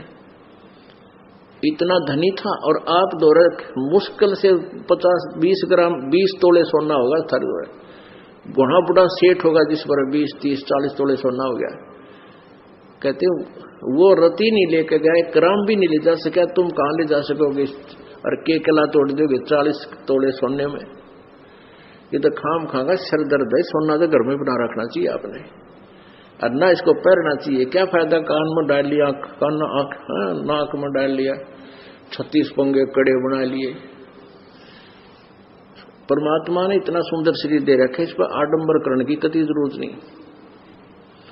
इसे भगवान रुष्ट होता है। भगवान की भक्ति करें, चाहे किसा भी शरीर है, काला है, गोरा है, जैसा भी मालिक ने दिया है, इसमें हम परमात्मा पा सकते हैं। इस काया का गर्व ना करियो के काला के गोरा रे, और बिना भजन कुछ काम नहीं आवे, चाहे एतर छड़को चारों हो रे। तो पुण्यात्मा धीरे धीरे, क्योंकि हम इतने इस सामाजिक माहौल में हम इतने गहरे चले गए कि वहां से वापस आना अपनी पटरी पे हमारे लिए कठिन हो रहा है। हम दलदल में धस गए। लेकिन परमात्मा का सहारा आपको एक क्रेन का काम करेगा। तो भाई और बहनों, अब हमने अपने गुरुदेव की प्रत्येक आज्ञा का पालन करना पड़ेगा। नियम मर्यादा चाहे उन्होंने हमें नाम दीक्षा के समय फार्म पर लिख कर दी हो, या चाहे अपने सत्संगों में गुरुदेव भगवान ने हमें समझाई हो। और गुरुदेव ने तो यहां तक स्पष्ट कर दिया कि पुण्यात्माओं, जैसे जैसे तुम भक्ति मार्ग पर आगे बढ़ोगे, तुम्हें ये हर बातें समझ में आने लग जाएंगी। मर्यादा केवल इतनी नहीं है जो तुम्हारी को प्रथम नाम के समय 11 नियम दे दिए, सतनाम के समय 34 नियम दे दिए। गुरुदेव कहते हैं जैसे जैसे तुम लोग सत्संग सुनते चले जाओगे, तुम्हें जानकारी होती चली जाएगी। और गुरुदेव ने स्पष्ट कर दिया कि कुछ मर्यादा तो तुम्हें फोरम पर लिख कर दे दी है, कुछ मर्यादा जब तुम सत्संग सुनोगे तब पता चलेंगी, और कुछ मर्यादाएं तुम वैसे भी कॉमन सेंस से भी समझने लग जाओगे। तो भाई और बहनों, कॉमन सेंस से समझना और गुरुदेव के सत्संगों में जो सांकेतिक रूप में उनको समझना, ये केवल सत्सेवकों के ऊपर दया हुई है, सत्सेवकों के ऊपर। सुनिए गुरुदेव का सत्संग। तो हमने फाउल नहीं होना। फाउल पॉइंट अब धीरे धीरे आपके समझ में आ जाएंगे, कुछ कथाओं के माध्यम से और कुछ इस फार्म के ऊपर जो लिखे होते हैं, इसमें भी हमने कुछ लिखे हैं, कुछ आप वैसे कॉमन सेंस से भी समझ जाओगे कि ऐसे ऐसे होता है। तो भाई और बहनों, अब हमने इस कलयुग की बिचली पीढ़ी में अपने गुरुदेव भगवान को प्राप्त करना है, यानी उनके साथ हमने सतलोक चलना है, और हमने उनकी हर प्रकार की मर्यादाओं को फॉलो करना है, ना केवल फोरम पर लिख दी गई उन्हीं मर्यादाओं को, सत्संगों में जो संकेत कर दिए परमात्मा ने। और यदि हमारी समझ में बात आ गई, उसी दिन से हमने उसको पत्थर की लकीर समझकर चलना है। और इन सतलोक आश्रमों में तो जो मोटी मोटी मर्यादा गुरुदेव भगवान ने जो प्रथम मंत्र में दे रखी है, इनसे तो वो भी नहीं निभाई जा रही। 90% माता बहनें आज भी इन आश्रमों में आने वाली हार श्रृंगार करके आती हैं, सोने चांदी के आभूषण पहन के आती हैं। रमेणी के समय, शादी के समय हमारी गुरु बहनें सोने चांदी से पीली हो रखी हैं, मेकअप करती हैं। भाई और बहनों, हम क्या संदेशा दे रहे हैं? हम क्या संदेशा दे रहे हैं समाज को? और फिर कहते हैं दहेज मुक्त शादियां। अरे अपने बाप से दहेज लेके वो 3, 4, 5 लाख रुपए का सोना पहन के तो रमेणी कर रही है, शादी कर रही है, फिर कह रही है कि मेरी रमेणी दहेज मुक्त है। अरे आप तो अपने बाप से दहेज ले चुकी हैं, सोने के रूप में, चांदी के रूप में। तो भाई और बहनों, ये दया भी गुरुदेव की आप और हम साथ संगति से जुड़े हुए भगत भाई बहनों के ऊपर ही हुई है। हनुमान जी ने कहा, माता जी, जिस वस्तु में राम नाम अंकित नहीं है वह मेरे किसी काम की नहीं है। मैंने मोती फोड़कर देखे, इनमें राम नाम नहीं निकला, इसलिए मेरे काम की नहीं है। सीता जी ने कहा, क्या तेरे शरीर में राम नाम लिखा है? फिर इस शरीर को किस लिए साथ लिए है? इसको फेंक दे फाड़कर। उसी समय हनुमान जी ने अपना सीना चाक कर दिया, यानी चीर कर दिखाया। उसमें राम राम लिखा था। उसमें श्री रामचंद्र जी का फोटो नहीं था। ये फोटो तो फालतू में वर्तमान के अज्ञानी साधु संत महात्मा मंडलेश्वर शंकराचार्य राम कथावाचक, जिनको झूठी महिमा अपनी रोजी रोटी के लिए श्री रामचंद्र जी की बनानी है, ये लोग उन फोटोओं में श्री राम और सीता की तस्वीर दिखाते हैं। नहीं, गुरुदेव कह रहे राम राम लिखा था, और वो राम राम वो राम नहीं था जो वहीं पर बैठा हुआ था, सीता का पति ना। वो दशरथ पुत्र श्री रामचंद्र जी तो श्री हनुमान जी से नाराज था। जब सीता के द्वारा दी गई मोतियों की माला हनुमान जी ने फोड़ी, तो अंदर ही अंदर श्री रामचंद्र जी खुश हो रहे थे कि सीता तूने बहुत अच्छा किया, हनुमान जी ने जो किया ये गलत किया। तो भला उस राम का नाम कैसे हनुमान जी के सीने में आ जाएगा? भाई और बहनों, वो आदि राम, सबका राम, राम का भी राम, राम राम शब जगत बखाने, आदि राम कोई बिरला जाना है। वो उस कबीर परमेश्वर सतगुरु रामपाल जी का शक्ति बोधक नाम है, उनका उपमात्मक नाम है राम। इसलिए वहां पर राम लिखा हुआ आया था, ना कि दशरथ पुत्र का नाम। इसको फेंक दे फाड़ कर। उसी समय हनुमान जी ने अपना सीना चाक कर दिखाया, उसमें राम राम लिखा था। हनुमान जी उसी समय अयोध्या त्याग कर वहां से कहीं दूर चले गए, और हनुमान जी उसी समय अयोध्या को छोड़कर श्री राम और सीता की इस हरकत से दुखी होकर कि चलो सीता ने तो कह दिया सो कह दिया, लेकिन जिस श्री रामचंद्र जी के लिए मैंने अपना तन मन धन अपने प्राण न्यौछावर कर दिए, वो श्री रामचंद्र भी चुपचाप मूक दर्शक बन के देख रहा है, अपनी औरत का ही समर्थन कर रहा है। उसी समय हनुमान जी श्री रामचंद्र जी से दुखी होकर उनके व्यवहार से दुखी होकर और उसी समय मायूस होकर अयोध्या त्याग कर चले गए थे। यह है असली कहानी, असली राम कहानी। दुनिया चले ना श्री राम के बिना, राम जी चले ना हनुमान के बिना। हनुमान जी राम का तो अलग अलग बंटवारा हो गया था उसी समय। हनुमान जी उसी समय अयोध्या त्याग कर वहां से कहीं दूर चले गए। श्री रामचंद्र जी अपनी अयोध्या नगरी की जनता के दुख दर्द जानने के लिए गुप्त रूप से रात्रि के समय वेश बदलकर घूमा करते थे। कुछ वर्ष उपरांत जब राजा रामचंद्र जी रात्रि में अयोध्या की गलियों में विचरण कर रहे थे, एक घर से ऊंची ऊंची आवाज आ रही थी। राजा रामचंद्र जी ने निकट जाकर वार्ता सुनी। एक धोबी की पत्नी झगड़ा करके घर से चली गई थी। वह 2-3 दिन अपने बहन के घर रही, फिर लौट आई।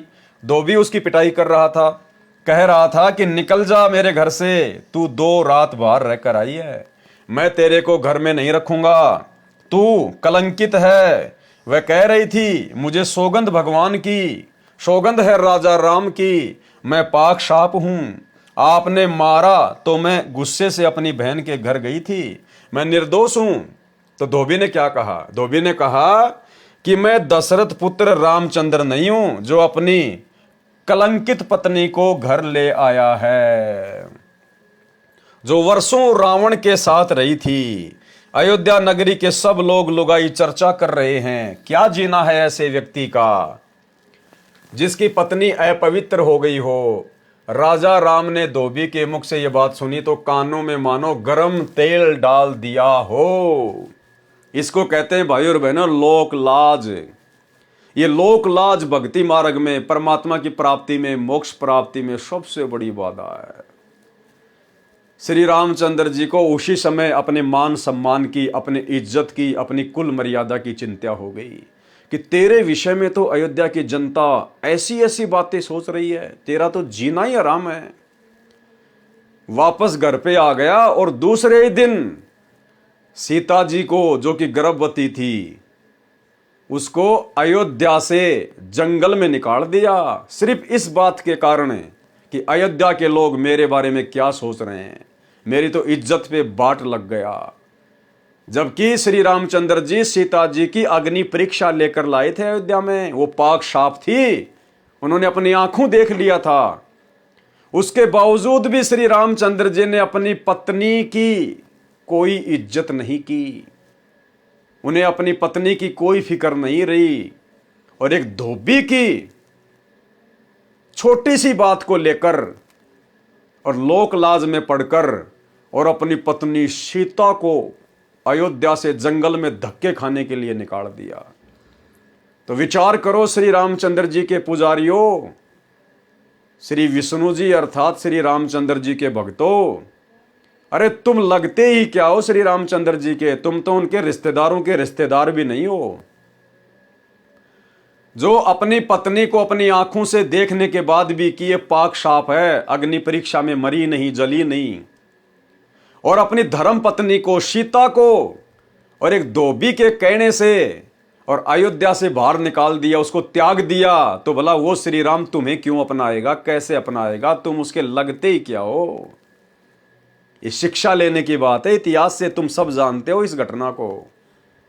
इसलिए भाई और बहनों, असली श्री रामचंद्र जी के पैर पकड़ो, असली आदि राम की भक्ति करो, जो वर्तमान में धरती पर संत रामपाल जी के रूप में प्रकट हैं, और एक बार उनकी शरण में आके देखो, तुम्हें यदि हनुमान जी से भी ज्यादा प्यार ना दे तो, मान सम्मान और इज्जत ना दे तो, यदि तुम्हारे कर्मों के कांटे गिन गिन के ना निकाल दे तो, तुम्हें फूल जितनी भी चोट नहीं लगने देगा ये परमात्मा, यदि मर्यादा में रह के इनकी भक्ति पे लगे रहोगे तो।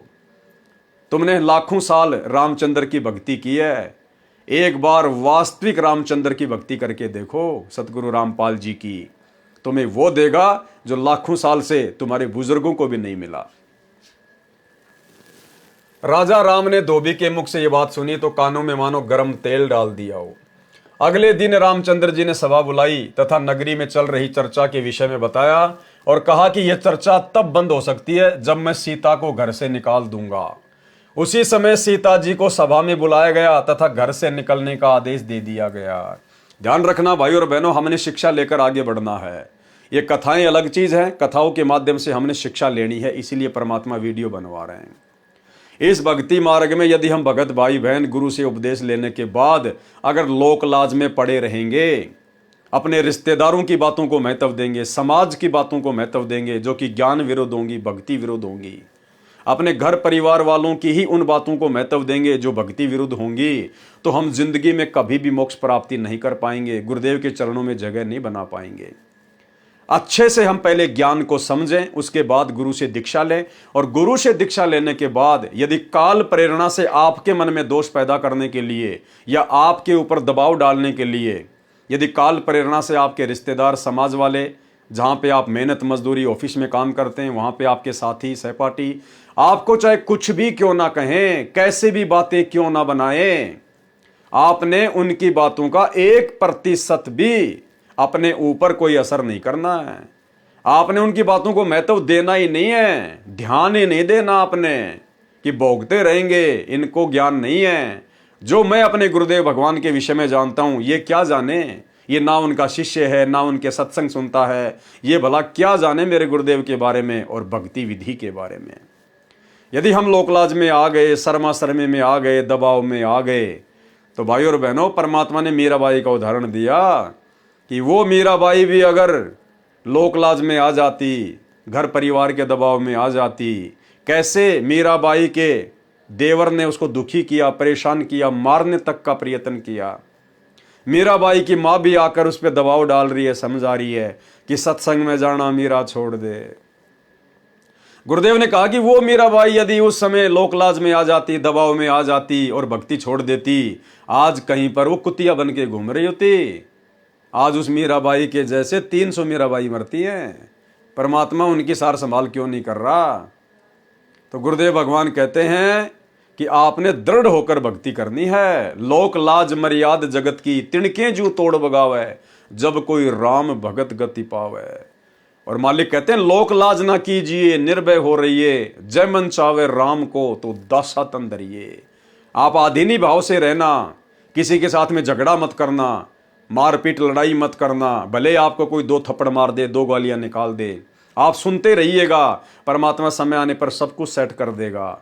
हम यदि मर्यादा में रहेंगे, आधीने में रहेंगे, दुनिया कुछ भी भोके, हमारे गुरुदेव हमारे साथ में हैं, बाड़ी बाका नहीं होगा।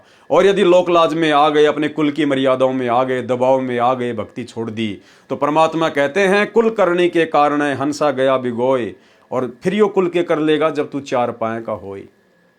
अपने घर परिवार के दबाव में आकर, समाज की झूठी परंपराओं के दबाव में आकर अगर आपने भक्ति छोड़ दी, अगले जन्म में 4 पैर मिलेंगे, गधा बनेगा। फिर वो तेरा परिवार, वो तेरे बाप दादे, तेरे रिश्तेदार, फिर तेरे आगे कौन से ढाल अड़ाएंगे, तुझे उस गधे की योनि से वो कैसे छुड़वाएंगे। तो भाई और बहनों, हमने हर पहलू पर बहुत गहनता से विचार करके भक्ति मार्ग पर गुरु आशीर्वाद से सफलता प्राप्त करनी है। अगले दिन श्री रामचंद्र जी ने सभा बुलाई तथा नगरी में चल रही चर्चा के विषय में बताया और कहा कि यह चर्चा तब बंद हो सकती है जब मैं सीता को घर से निकाल दूंगा। उसी समय सीता जी को सभा में बुलाया गया तथा घर से निकलने का आदेश दिया, कारण भी बता दिया। सीता जी ने विनय भी की कि हे स्वामी, आपने मेरी अग्नि परीक्षा भी ली थी, मैं भी आत्मा से कहती हूं रावण ने मेरे साथ मिलन नहीं किया। कारण था कि उसको एक ऋषि का श्राप था कि यदि तू किसी पर स्त्री से बलात्कार करेगा, यानी जबरदस्ती करेगा, तो तेरी उसी समय मृत्यु हो जाएगी। भाइयों और बहनों, ये दया भी सीता के ऊपर विशेष तौर पर सतगुरु रामपाल जी परमात्मा, इस कबीर भगवान ने बख्शी है। क्योंकि ये राम, सीता, 33 करोड़ देवी देवता, ये जितने बड़े बड़े जो ये पदों पर बैठे हुए हैं, ये अपनी भक्ति के प्रतिफल में बैठे हुए हैं। कौन सी भक्ति? इस कलयुग की पिछली पीढ़ी में सतगुरु रामपाल जी की भक्ति, सतनाम की कमाई। लेकिन काल प्रेरणा से मर्यादा टूट गई, गुरु विमुख हो जाते हैं, फिर काल के हत्थे लग जाते हैं। तो सतगुरु रामपाल जी परमेश्वर को, अंतर्यामी कबीर देव को इस बात का पता था कि मेरी उस प्यारी आत्मा के साथ में त्रेता युग में ऐसे ऐसे घटना घटेगी। और वो रावण तो राक्षस है, दुष्ट व्यक्ति है, जिसने 33 करोड़ देवी देवताओं को अपने कैद में डाल लिया। दया नाम की चीज नहीं। वो फूल जैसी सीता को भला कैसे छोड़ेगा जब उसको किडनैप करके लेके जाएगा? वो उसके साथ में बलात्कार करेगा, जबरदस्ती करेगा। इसलिए सतगुरु रामपाल जी परमेश्वर जी की प्रेरणा से एक ऋषि के द्वारा पहले ही रावण को श्राप मिल चुका था, अगर तू किसी पर स्त्री के साथ में जबरदस्ती करेगा, बलात्कार करेगा, शारीरिक मिलन करेगा उसकी रजा के बिना, तो भाई तेरी उसी समय मृत्यु हो जाएगी। परमेश्वर ने पहले ही रावण को बांध दिया था, अन्यथा वो रावण तो सीता जी के परकच्चे उड़ा देता। सीता जी ने विनय की कि हे स्वामी, आपने मेरी अग्नि परीक्षा भी ली थी, मैं भी आत्मा से कहती हूं रावण ने मेरे साथ मिलन नहीं किया। कारण था कि उसको एक ऋषि का श्राप था कि यदि तू किसी पर स्त्री से बलात्कार करेगा तो तेरी उसी समय मृत्यु हो जाएगी, यदि पर स्त्री की सहमति से मिलन करेगा तो ऐसा नहीं होगा, जिस कारण से रावण मुझे छू भी नहीं सका मिलन के लिए। हे प्रभु, मैं गर्भवती हूं, ऐसी स्थिति में कहां जाऊंगी। रावण जैसे व्यक्तियों का अभाव नहीं है। रामचंद्र जी आदेश देकर सभा छोड़कर चले गए। सीता जी के बारंबार इतनी विनती करने के बावजूद भी श्री रामचंद्र जी ने सीता की एक बात नहीं मानी और अपनी धर्म पत्नी को अनदेखा करके सभा छोड़ के चले गए। और भाइयों और बहनों, असली रामचंद्र, असली आदि राम सतगुरु रामपाल जी, कबीर भगवान, आप और हमने कितनी बड़ी गलती की थी। सीता ने तो कोई गलती भी नहीं की, पाक साफ थी। आप और हम तो सतलोक में अपने बाप से धोखा करके आए थे, उनके साथ में धोखा करके, और यहां आने के बाद भी उन्होंने करोड़ों बार अपनी शरण में लिया, हमें उपदेश दिया, अपना भगत बनाया, शिष्य बनाया, शिष्या बनाई। उसके बावजूद भी उन करोड़ों जन्मों में हमने गुरुदेव को ठुकरा दिया, उनकी भक्ति को पूर्ण नहीं किया। उसके बावजूद भी ये परमात्मा आप और हम आत्माओं की पुकार पर एक क्षण में दौड़कर चला आता है कि गोता मारूं स्वर्ग में, जा बैठूं पाताल, और गरीब दास ढूंढता फिरूं अपने हीरे मोतीलाल। पहुंचूंगा क्षण एक में जन अपने के काज, और हिरणा कुश उदर उदारिया, नरसिंह जू धर लूं साज। ये परमेश्वर इतना दयालु, इतना कृपालु, इतना रहम दिल, परम दयालु, दया के सागर। और श्री रामचंद्र जी, जिनको दुनिया भगवान मान के पूज रही है, अपनी निष्पाप निष्कलंकित पत्नी की तरफ उन्होंने मुड़कर भी नहीं देखा, आदेश कर दिया कि अयोध्या से बाहर हो जा। तो सोचिए भाई और बहनों, कौन राम और कौन आदि राम। रात और दिन का अंतर है, रात और दिन का। रावण जैसे व्यक्तियों का अभाव नहीं है। रामचंद्र जी आदेश देकर सभा छोड़कर चले गए और कहते हुए गए कि मैं निंदा का पात्र नहीं बनना चाहता, मेरे कुल को दाग लगेगा। सीता जी को धरती भी पैरों से खिसकती नजर आई, आसमान में अंधेरा छाया दिखाई दिया, संसार में कुछ दिनों का जीवन शेष लगा। सीता अयोध्या छोड़कर चल पड़ी, मुड़ मुड़ कर अपने राम को तथा उनके महलों को देखने की कोशिश करती रही, और दूर जंगल में जाकर ऋषि वाल्मीकि जी की कुटिया के निकट थक कर गिर गई, अचेत हो गई। ऋषि वाल्मीकि स्नान करने के लिए आश्रम से निकले, सामने एक युवती गर्भा अवस्था में अचेत पड़ी देखकर निकट गए, अपने आश्रम से औषधि लाए, सीता जी के मुख में डाली। गर्मी का मौसम था, ठंडे जल के छींटे मुख पर मारे। ये आंखों देखी घटना कौन बता सकता है कि जिस समय सीता जी को श्री रामचंद्र जी ने अयोध्या से निष्कासित किया था, उस समय वो गर्मी का महीना था, उस समय गर्मी का महीना था।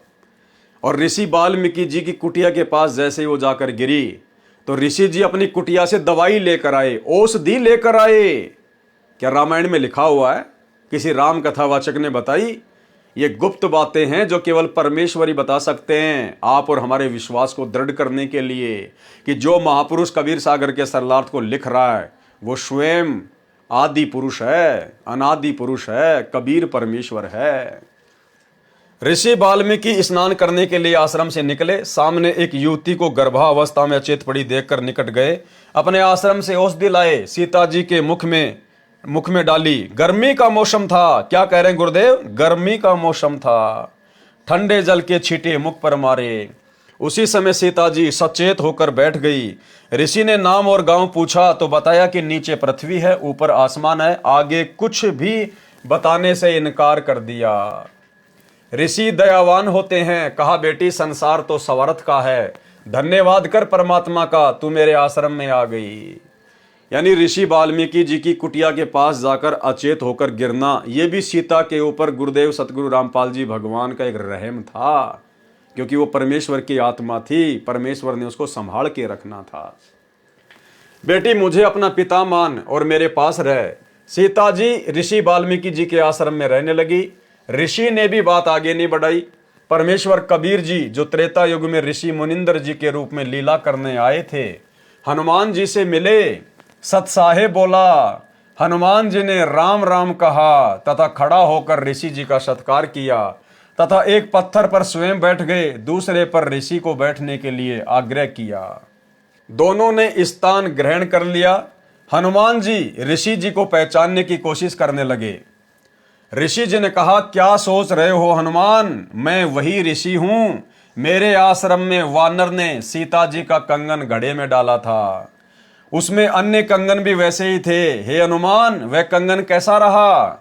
हनुमान जी को पहचानते देर नहीं लगी और ऋषि जी को प्रणाम फिर किया। हे ऋषि जी, आपका कैसे आना हुआ? परमेश्वर कबीर जी जो कि उस समय मुनिंदर ऋषि के रूप में थे, उन्होंने कहा, हे पवन पुत्र, मैं आपको भक्ति ज्ञान कराने आया हूं। आप जिस दशरथ पुत्र रामचंद्र की पूजा पूर्ण परमात्मा मानकर कर रहे हो, आप धोखे में हो। जो जन्मता मरता है वह पूर्ण परमात्मा नहीं हो सकता। क्या कह रहे हैं गुरुदेव भाई और बहनों? जो जन्मता मरता है वह पूर्ण परमात्मा नहीं हो सकते। और आज सतलोक आश्रमों से जुड़ी हुई 90% संगत संत रामपाल जी को जन्म और मरण में ही मानती है। संत रामपाल जी को इंद्रो माई की कोख से जन्म लेकर आया हुआ मानती है और प्रतिवर्ष 8 सितंबर को अवतरण दिवस के नाम पर संत रामपाल जी का जन्मदिन मनाती है और परमात्मा मानती है कबीर जी की समझे जाने वाली मुर्दा फोटो को, दाढ़ी मूछ वाली कबीर जी की फोटो को। और यहां क्या कह रहे गुरुदेव भगवान हनुमान जी को समझाते हुए कि हनुमान, जो जन्मता और मरता है वो पूर्ण परमात्मा नहीं होता। और हिसार जेल से आई हुई ऑडियो में गुरुदेव ने स्पष्ट कह दिया कि जो खुद ही जन्म और मरण में है, जो भगवान खुद ही जन्म और मरण में है, वो भला हमारा जन्म मरण का रोग कैसे काट सकता है? सुनिए। इसी प्रकार आत्मज्ञान हो गया कि तू जीव है, भक्ति नहीं करेगा तो पशु बनेगा, मुश्किल से मनुष्य जीवन प्राप्त हुआ, भक्ति कर। और समाधान सही है नहीं तो उस ज्ञान का फायदा क्या? जैसे मुझे बता दिया किसी ने कि तुझे ये रोग है और डॉक्टर ने बता दिया तो मुझे विज्ञान हो गया। जिसने मुझे बताया तुझे ये रोग है, दवाई उसके पास भी नहीं, तो वो ज्ञान होया ना होया बराबर है। ज्ञान हो कि रोग है, समाधान हो ये इसकी औषधि है, बात खत्म। तो अब आत्मज्ञान कि हमारे जन्म और मृत्यु का रोग लगा है, इसको कौन समाप्त कर सकता है? जो स्वयं जन्मते मरते हैं वो भगवान नहीं हो सकते, और वो हमारा जन्म मृत्यु का रोग समाप्त नहीं कर सकता। जो स्वयं जन्मते मरते हैं वो भगवान नहीं हो सकते, और वो हमारा जन्म मृत्यु का रोग समाप्त नहीं कर सकता। जो स्वयं जन्मते मरते हैं वो भगवान नहीं हो सकते, और वो हमारा जन्म मृत्यु का रोग समाप्त नहीं कर सकता। अब पता चला परमात्म ज्ञान का, वो परमात्मा सतपुरुष परम अक्षर ब्रह्म है। तो भाई और बहनों, इसीलिए कहते हैं ना सतगुरु जननी जने और जाके माना बाप, पिंड भ्रमण से रहित है ना वहां तीनों ताप। यदि वास्तव में कोई सतगुरु होगा वो कभी भी माँ के गर्भ से जन्म नहीं लेता, वो जन्म मरण में नहीं आता है। तो भाई और बहनों, सत्सेवक भाई बहनों के ऊपर विशेष मेहर है कि हमने अपने गुरुदेव को जन्म मरण से दूर स्वयंभू परमात्मा मानकर और आज उनको घर घर में विराजमान करके इष्ट रूप में पूजकर हम उनकी भक्ति कर रहे हैं। तो क्या कहा कबीर परमेश्वर जी ने हनुमान जी से? आप धोखे में हो। जो जन्मता मरता है वह पूर्ण परमात्मा नहीं हो सकता। पूर्ण परमात्मा तो अविनाशी है, अविनाशी। और हम साथ संगति से जुड़े हुए सत्सेवक भाई बहन, अपने गुरुदेव भगवान को अविनाशी मानकर प्रतिवर्ष 8 सितंबर को उनका प्रकट दिवस मनाते हैं। प्रकट दिवस, अविनाशी स्वयंभू परमात्मा मानकर। ना सतगुरु जननी जने जाके माना बाप, पिंड ब्रह्मंड से रहित है ना वाती नु ताप। तो भाई और बहनों, ये सात संगति गुरुदेव भगवान का यथार्थ 13वां कबीर पंथ है। और शतलोक आश्रमों से जुड़कर जो भाई बहन भक्ति साधना कर रहे हैं वो तो 12वें पंथ की टूटी फूटी भक्ति है, 12वें पंथ की। क्योंकि वो लोग दाढ़ी मूंछ वाले कबीर जी को ही अपना भगवान मानते हैं, कबीर मानते हैं, उसी का प्रकट दिवस मनाते हैं। क्योंकि 12 पंथों का भगवान वो नकली दाढ़ी मूंछ वाली कबीर की फोटो है। और 13वें यथार्थ कबीर पंथ का भगवान है सतगुरु रामपाल जी, जिन्होंने सन 1994 में अपने यथार्थ 13वें कबीर पंथ को चलाया। और वो पंथ चलाने वाला स्वयं कबीर परमात्मा ही है, अविनाशी प्रभु है। आप लोग सिर्फ आरती अपनी जुबान से करते हो, दिल से आरती नहीं करते। और ना आप जी आरती के मर्म को समझ पाए हो, केवल सत्सेवकों ने समझा है। आप आश्रमों से जुड़े हुए भाई बहन रोज संध्या आरती करते हो और क्या बोलते हो, अवगुण किए घनेरे फिर भी भले बुरे हम तेरे, दास को जान के निपट नादान मोहे बख्श दियो अविनाशी। किसके आगे हाथ जोड़ के प्रार्थना कर रहे हो गुरुदेव के अंग में? अपने गुरुजी से, सतगुरु रामपाल जी से। और क्या कह रहे हो? मोहे बख्श दियो अविनाशी। अरे तुम रोजाना अपने गुरुदेव को अपनी जुबान से तो अविनाशी कह रहे हो। अविनाशी किसको कहते हैं? जिसका कभी विनाश नहीं होता, जो कभी जन्मता नहीं, जो कभी मरता नहीं, जो स्वयंभू होता है, प्रकट होता है। तो रोजाना तो तुम अपने गुरुदेव को अविनाशी कहते हो, लेकिन आप उनको अविनाशी मानते नहीं हो। अविनाशी तो आप जून के महीने में दाढ़ी मूंछ वाली कबीर जी की मुर्दा फोटो को मानते हो। तो गुरुदेव को यदि किसी ने वास्तव में अविनाशी माना है और अविनाशी मानकर यदि उनकी भक्ति कर रहे हैं तो केवल साध संगति से जुड़े हुए सत्सेवक भाई बहन। जो जन्मता मरता है वह पूर्ण परमात्मा नहीं हो सकता। पूर्ण परमात्मा तो अविनाशी है। हनुमान जी ने कहा, हे ऋषिवर, मैं आपके वचनों से दुखी होता हूं, मेरी भावनाओं को चोट लगती है, आप अन्य विषय पर चर्चा करें। परमेश्वर कबीर जी ने कहा कि यदि कोई व्यक्ति गलत रास्ते जा रहा हो, वह उस रास्ते को ठीक मानकर चल रहा हो जो डाकुओं के डेरे में जा रहा है। यदि कोई सज्जन पुरुष उसको बताए कि जिस रास्ते पर आप जा रहे हो आपकी जान तथा माल को खतरा है, आगे डाकुओं का डेरा है, पहले मारते हैं फिर लूटते हैं, यदि वह व्यक्ति कहे कि आप मेरी भावनाओं को चोटिल कर रहे हो, यह कितना सत्य है। हनुमान जी चुप रहे परंतु मुस्कुराए, मानो कह रहे हो आप सत्य कह रहे हो। हनुमान जी के चेहरे पर शांति का चिन्ह देखकर परमेश्वर ने बताया कि श्री राम जी श्री विष्णु जी के अवतार हैं। पॉइंट पे ध्यान देना भाई और बहनों। जब गुरुदेव भगवान ने हनुमान जी को सच्चाई बताई, एग्जाम्पल दिया, तो हनुमान जी चुप रहे परंतु मुस्कुराए, मानो कह रहे हो कि आप सत्य हो। हनुमान जी हल्के से मुस्कुराए मन ही मन में कि बात तो बिल्कुल सच्ची है महात्मा जी की। तो कौन कह सकता है ये बात? क्या रामायण में लिखा हुआ है? किसी राम कथावाचक ने बताई क्या ये बात? राम कथावाचक तो त्रेता युग में हनुमान जी को ऋषि मुनिंद्र जी ने अपनी शरण में लिया, कहीं कोई जिक्र ही नहीं है, किसी को पता ही नहीं है इस बात का। तो स्वयं वो मुनिंद्र ऋषि वर्तमान में सतगुरु रामपाल जी के रूप में है और वे वही बताएंगे जो उस समय घटना घटित हुई थी। हनुमान जी चुप रहे परंतु मुस्कुराए, मानो कह रहे हो आप सत्य कहते हो। हनुमान जी के चेहरे पर शांति का भाव देखकर परमेश्वर ने बताया कि श्री राम जी श्री विष्णु जी के अवतार हैं। श्री विष्णु जी श्री ब्रह्मा जी तथा श्री शिव जी का पिता काल ब्रह्म है। इसी को ज्योति निरंजन भी कहते हैं। काल को इसकी गलती के कारण श्राप लगा है कि 1 लाख मानव शरीरधारी प्राणियों को प्रतिदिन खाया करेगा, 1.25 लाख प्रतिदिन उत्पन्न किया करेगा, जिस कारण से उसने अपने तीनों पुत्रों को एक एक विभाग का स्वामी बना रखा है। श्री ब्रह्मा जी रजगुण है, जिसके प्रभाव से सभी प्राणी प्रेरित होकर संतान उत्पत्ति करते हैं, जिस कारण से ब्रह्मा को भूल से उत्पत्ति कर्ता मान रखा है। उत्पत्ति कर्ता तो पूर्ण परमात्मा है, कबीर देव सतगुरु रामपाल जी भगवान। काल ने अपने दूसरे पुत्र विष्णु को कर्म अनुसार पालन करने का विभाग दिया है। विष्णु सतगुण है, काल ने तीसरे पुत्र शिव तमगुण को इन 1,00,000 मानव शरीरधारी जीवों को मारकर उसके पास भेजने का विभाग दे रखा है। वह स्वयं अव्यक्त है। कौन? काल। वह स्वयं गुप्त रहता है।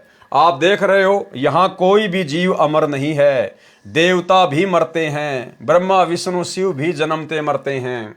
जो पूरी आयु जीते हैं, वृद्धा अवस्था भी सब में आती है। एक लोक ऐसा है जहां पर वृद्धा अवस्था तथा मरण नहीं है। यानी परमात्मा हनुमान जी को समझा रहे हैं कि एक लोक ऐसा है जहां पर वृद्धा अवस्था अर्थात बुढ़ापा तथा मरण नहीं है। वहां कोई रावण किसी की पत्नी का अपहरण नहीं करता। आपकी आंखों के सामने लंका में हुए राम रावण युद्ध में कितने व्यक्ति तथा अन्य प्राणी मारे गए। एक सीता को छुड़ाने के लिए आपने श्री रामचंद्र जी के लिए अपने प्राणों की बाजी लगाकर लंका को जलाया।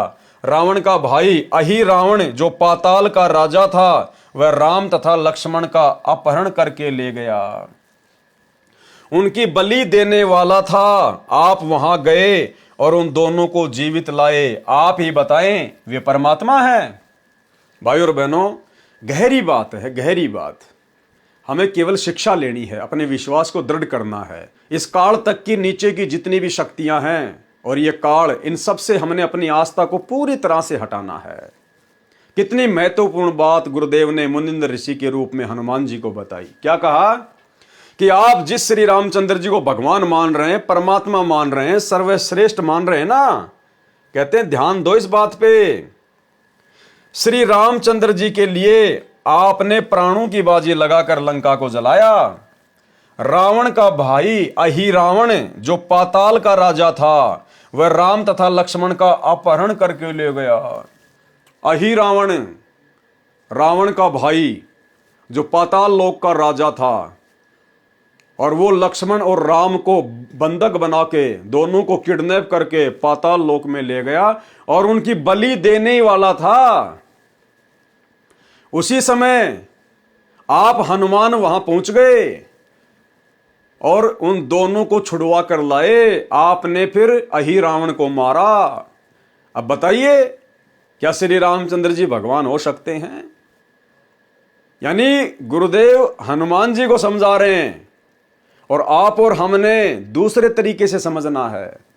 हनुमान जी को तो ये समझा रहे हैं कि भाई तू खुद राम और लक्ष्मण को अहि रावण की कैद से छुड़वा के लाया, तो सोच क्या वो परमात्मा हो सकता है क्या, जो खुद बंधन मुक्त नहीं हो पाया अहि रावण की कैद से, और तू हनुमान उसको जाके छुड़वा के ले आया? तो बड़ा कौन हुआ? वो तेरा श्री राम हुआ या फिर हनुमान तू हुआ, जिसने भगवान के भी बंधन काट दिए, जिसने भगवान को भी बचाया? अरे भगवान तो भगत को बचाया करता है, और हनुमान तू तो भगत है और तू भगवान को बचा रहा है। तो सोच, वो श्री रामचंद्र जी भगवान हो सकता क्या जिसको तू भगवान मान के पूज रहा है? हनुमान की आंखें खुल गई। और आप और हमारे लिए सबसे बड़ा पॉइंट ये है भाइयों और बहनों कि उस समय वो हनुमान नहीं गया था श्री राम और श्री लक्ष्मण को छुड़वाने के लिए। उस समय श्री रामचंद्र जी को और लक्ष्मण को छुड़वाने के लिए हनुमान जी का रूप बनाकर सतगुरु रामपाल जी परमेश्वर गए थे। ये कबीर भगवान गया था। विचार करने की बात है। श्री रामचंद्र जी तो भगवान और हनुमान जी उसके भगत। अरे तो भगत ज्यादा शक्तिशाली होता है या भगवान ज्यादा शक्तिशाली होता है? जब श्री राम और लक्ष्मण, श्री राम तो विष्णु का अवतार, लक्ष्मण जी शेषनाग के अवतार, जब वो दोनों अपने आप को रावण के भाई अहि रावण की कैद से पाताल लोक से मुक्त नहीं करवा पा रहे थे और उनकी बलि चढ़ने वाली थी, तो भला एक भगत हनुमान जी भला कैसे भगवान को छुड़वा के लेके आ जाएगा? फिर तो भगवान से बड़ा हनुमान हो गया, भगत बड़ा हो गया फिर तो भाइयों और बहनों, अहि रावण की कैद से श्री राम और लक्ष्मण को हनुमान का रूप बनाकर समर्थ शक्ति आदि राम कबीर परमेश्वर सतगुरु रामपाल जी ने छुड़वाया। क्योंकि करे करावे साइया मन में लहर उठा, दादू सिर दर जीव के आप बगल हो जा। और आप और हमें और अधिक कैसे विश्वास हो?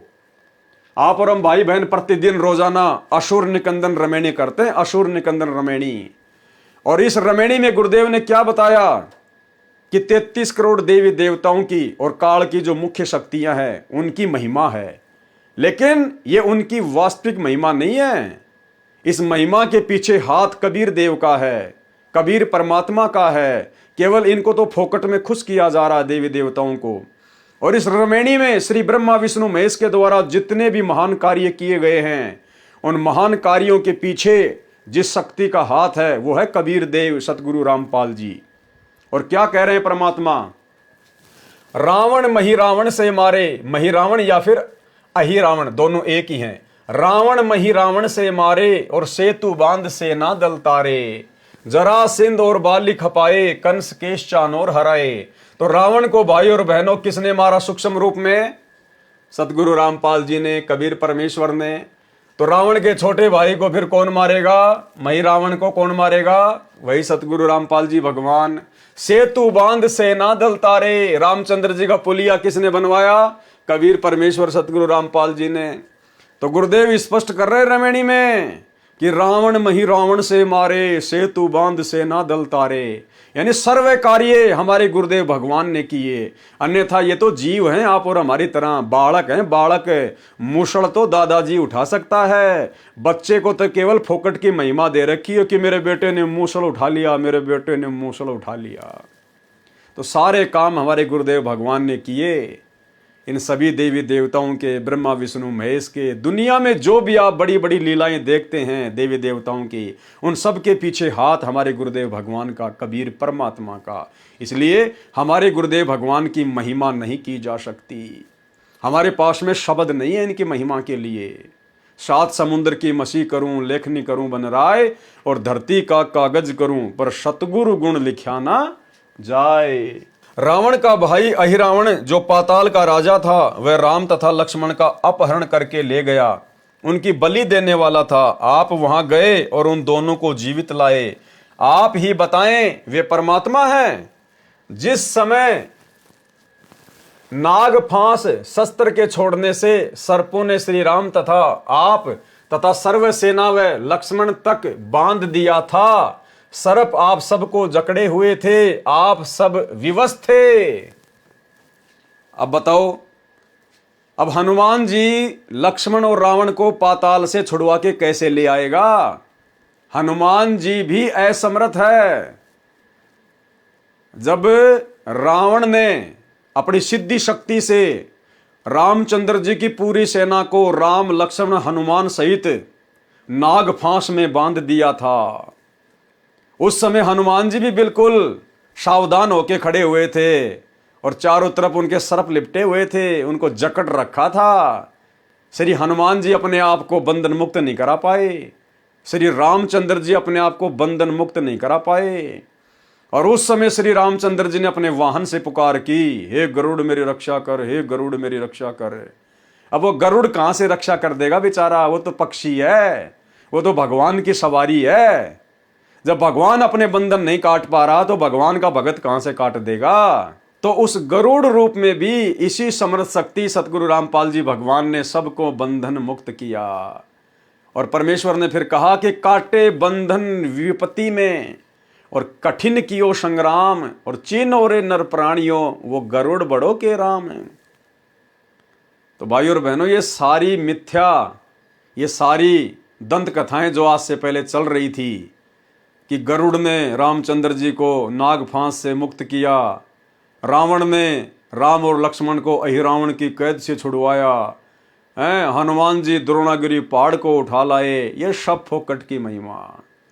असल में इन सब के पीछे परम शक्ति कबीर देव सतगुरु रामपाल जी भगवान का हाथ था। इसी प्रकार भाई और बहनों, ये परमेश्वर गुप्त रूप में सारी लीलाएं करते हैं, सारी की सारी लीलाएं।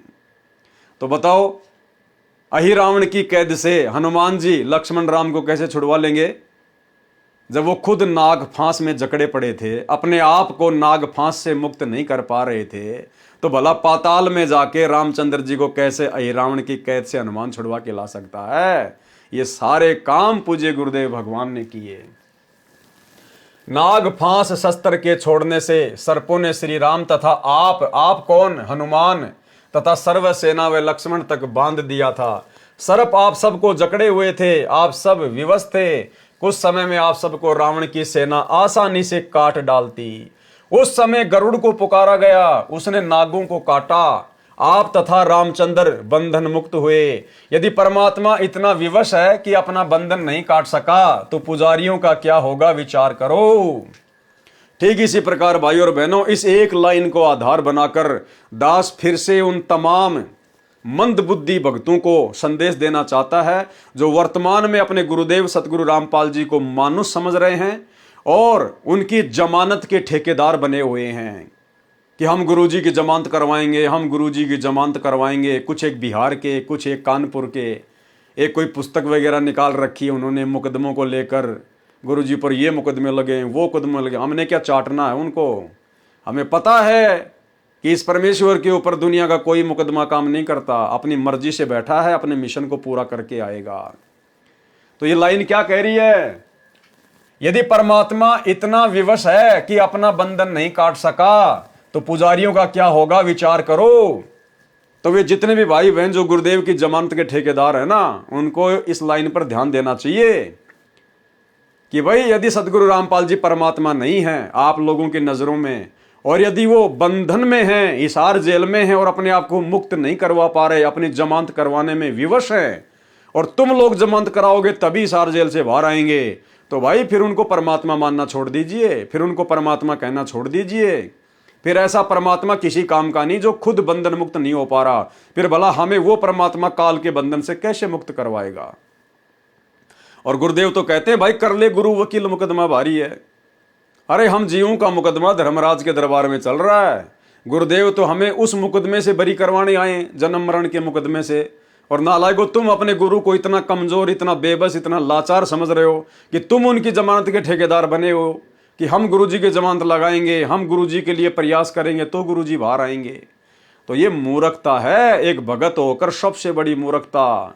इस मूर्खता को छोड़िए और साध संगति से जुड़कर ज्ञान को आधार बनाकर गुरु को बंधन मुक्त परमेश्वर मानकर भक्ति कीजिए। पता नहीं तुम लोग नित्य नियम भी ढंग से करते हो कि नहीं करते हो, अगर करते तो इतनी बड़ी गलती ना करते गुरु की जमानत के ठेकेदार बनने के। क्योंकि रोजाना नित्य नियम में गुरुदेव हमें क्या संदेशा देते हैं? गरीब ऐसा सतगुरु हम मिल्या, बेपरवाह अबंध, परम हंस पूर्ण पुरुष, रोम रोम रविचंद।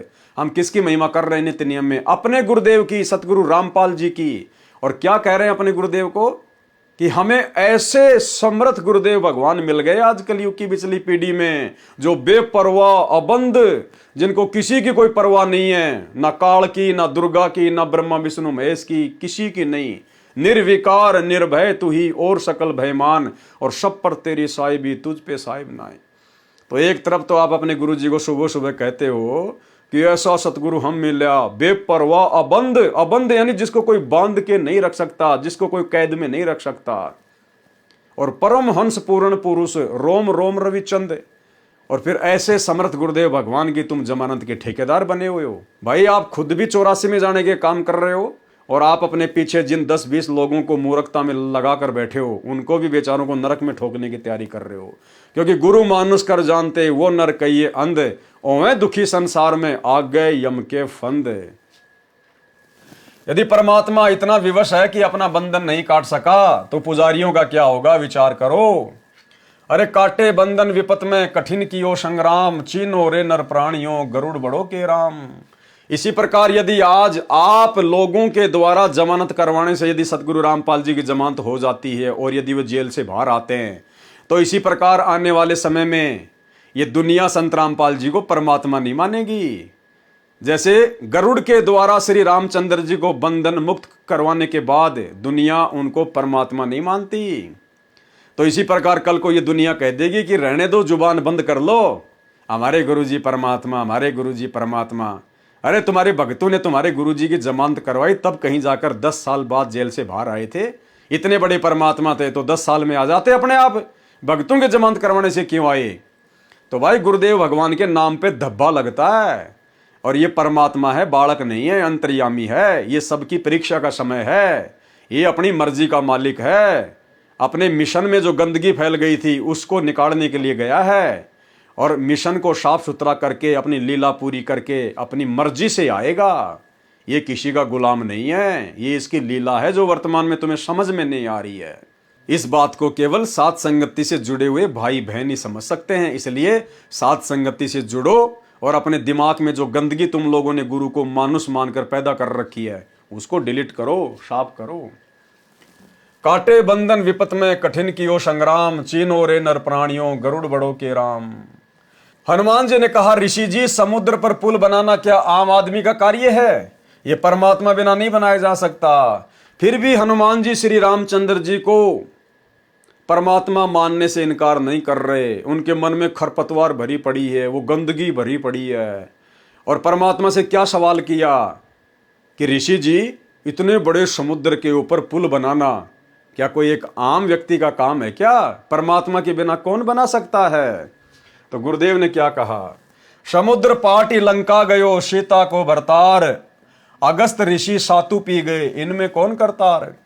यदि आप समुद्र के ऊपर सेतु बनाने से श्री रामचंद्र जी को परमात्मा मानते हो तो अगस्त ऋषि ने सातु समुद्रों को पी लिया था, इनमें कौन परमात्मा भाई?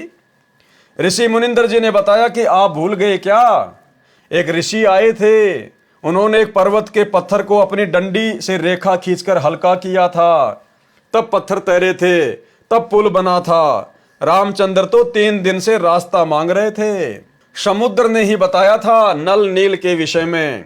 हनुमान जी ने कहा कि वह तो विश्वकर्मा जी थे।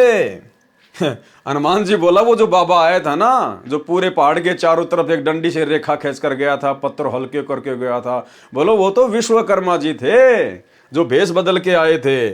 हनुमान जी ने कहा वह तो विश्वकर्मा जी थे जो वेश बदल कर श्री रामचंद्र जी के बुलाने पर आए थे। परमेश्वर कबीर जी ने कहा कि विश्वकर्मा जी तो पुल का निर्माण कर सकते हैं, जल के ऊपर पत्थर नहीं तैरा सकते। परमेश्वर ने कहा कि विश्वकर्मा जी केवल समुद्र पे पुलिया बना सकते हैं, लेकिन समुद्र के ऊपर पत्थर तैराना उनके बस की बात नहीं है। नल नील के हाथों में शक्ति थी, उनके हाथों से डाली गई वस्तु जल के ऊपर तैरा करती थी। उस दिन उनमें अभिमान आ गया था, उनकी शक्ति समाप्त हो गई थी। वह आशीर्वाद मेरा ही था। हनुमान जी ने कहा, क्या आप ऋषि मुनिंदर जी हैं? परमेश्वर जी ने कहा, हाँ। मुनिंदर जी ने कहा कि आपने अपने प्राणों की परवाह न करके राम के लिए क्या नहीं किया? जब सीता ने आपको अपशब्द कहे और घर छोड़ने को कहा, उस समय श्री राम वहीं विराजमान थे। एक शब्द भी नहीं कहा कि सीता ऐसा ना कर। पवन सुत अंदर से तो मान रहे थे, परंतु ऊपर से कह रहे थे कि ऋषि जी किसी की आलोचना नहीं करनी चाहिए। मुनिंदर जी ने कहा कि सत्य कहना आलोचना नहीं होती। यदि श्री रामचंद्र और सीता के अंदर अच्छे इंसान वाले गुण भी होते तो भी आपका आजीवन एहसान मानते और अपने चरणों में रखते। श्री राम और सीता के अंदर एक आम अच्छे इंसान वाले गुण भी नहीं थे।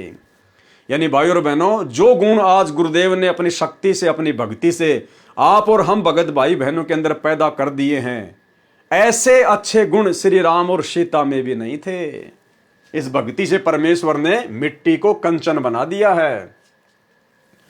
यदि श्री रामचंद्र और सीता के अंदर अच्छे इंसान वाले गुण भी होते तो भी आपका आजीवन एहसान मानते और अपने चरणों में रखते। आप तो उनके बिना जीना भी उचित नहीं मानते। और सुनो, आपके साथ जैसा व्यवहार किया उसका फल भी सीता तथा रामचंद्र जी को मिल गया। सीता ने एक भगत को जो अपशब्द कहे थे, सीता ने जो भगत की भावनाओं को ठेस पहुंचाया, उसकी श्रद्धा को ठेस पहुंचाया, गुरुदेव कह रहे हैं कि सीता को भी उसका फल मिल गया। यानी अयोध्या में निकाली गई दर दर की ठोकर। और श्री रामचंद्र जी जो उस समय चुपचाप थे, सभा में बैठकर सत्य को सत्य नहीं कह पाए, वो श्री रामचंद्र भी अंत में सरयू नदी में डूब के मरा, छलांग लगा के। यानी भाई और बहनों, कितनी गहरी बात है। हम भगत भाई बहनों ने किसी की भी श्रद्धा का, हम भाई बहनों ने किसी की भी भावनाओं का मजाक नहीं बनाना चाहिए। हमने किसी को भी अपशब्द नहीं कहने चाहिए, अन्यथा परमेश्वर का विधान है। और रामचंद्र और सीता भी किसी जन्म में गुरुदेव के भगत थे, शिष्य थे। लेकिन जब त्रेता युग में उन्होंने हनुमान जी का अपमान किया, अपशब्द कहे, तो परमेश्वर ने यह नहीं देखा कि ये राम और सीता मेरे भगत थे। परमेश्वर ने उनको भी दंड दिया जैसा उन्होंने वो कर्म किया। तो आप और हमने बहुत सावधानी रखनी है। आधीनी के साथ गर्दन नीची करके, बिना किसी को कुबोल कहे, बिना अपनी जुबान से कोई अपशब्द कहे। क्योंकि परमेश्वर कहते हैं जीव तो वाहे बली जो रटे हरि को नाम, नहीं तो काट कर फेंक दो मुख में भलो ना चाम। हमने सतलोक आश्रम मैनेजमेंट हरियाणा वाले इन कोऑर्डिनेटरों की तरह, गुरुदेव के परिवार वालों की तरह, हमने किसी को भी गाली गलौच नहीं करनी, किसी को भी अपशब्द नहीं कहना है, सत्य को सत्य अवश्य कहना है, लेकिन हमने किसी की निंदा चुगली या किसी की भक्ति और श्रद्धा का मजाक नहीं बनाना है। और सुनो, आपके साथ जैसा व्यवहार किया उसका फल भी सीता तथा श्री रामचंद्र को मिल गया है। कुछ वर्षों के पश्चात सीता जी को श्री राम ने घर से निकाल दिया। उस समय वह गर्भवती थी। यह सुनकर हनुमान जी की आंखों से आंसू निकल आए और ऋषि जी के चरणों में गिर गए, कुछ नहीं बोले। अयोध्या वासियों ने 2 वर्ष दिवाली और दशहरा मनाया था, उसके पश्चात बंद कर दिया था कि जिस देवी के लिए रावण मारा, आज वह फिर कितने रावणों का कष्ट झेलेगी। दीपमाला खुशी का प्रतीक है। जब राजा और रानी भिन्न भिन्न हो गए तो न दिवाली न राजा को अच्छी लगे और न प्रजा को, इसलिए दीपावली का त्योहार उसी समय से बंद हो गया था। जो 2 वर्ष मनाया गया था उसके आधार से भोली जनता ये पर्व मना रही है। अब वर्तमान में ये जितने भी श्री रामचंद्र जी के पुजारी हैं, सीता जी को अपनी माता कहते हैं। अरे तुम्हें अपनी माता जी का दुख दर्द याद है क्या? अपने भगवान का दुख दर्द याद है क्या? उनका जीवन तो नरक के जैसा था उस समय। अगर आप रामायण को पढ़कर देखोगे तो कभी ठंडा पानी ना श्री राम ने पिया, ना कभी सीता जी ने पिया।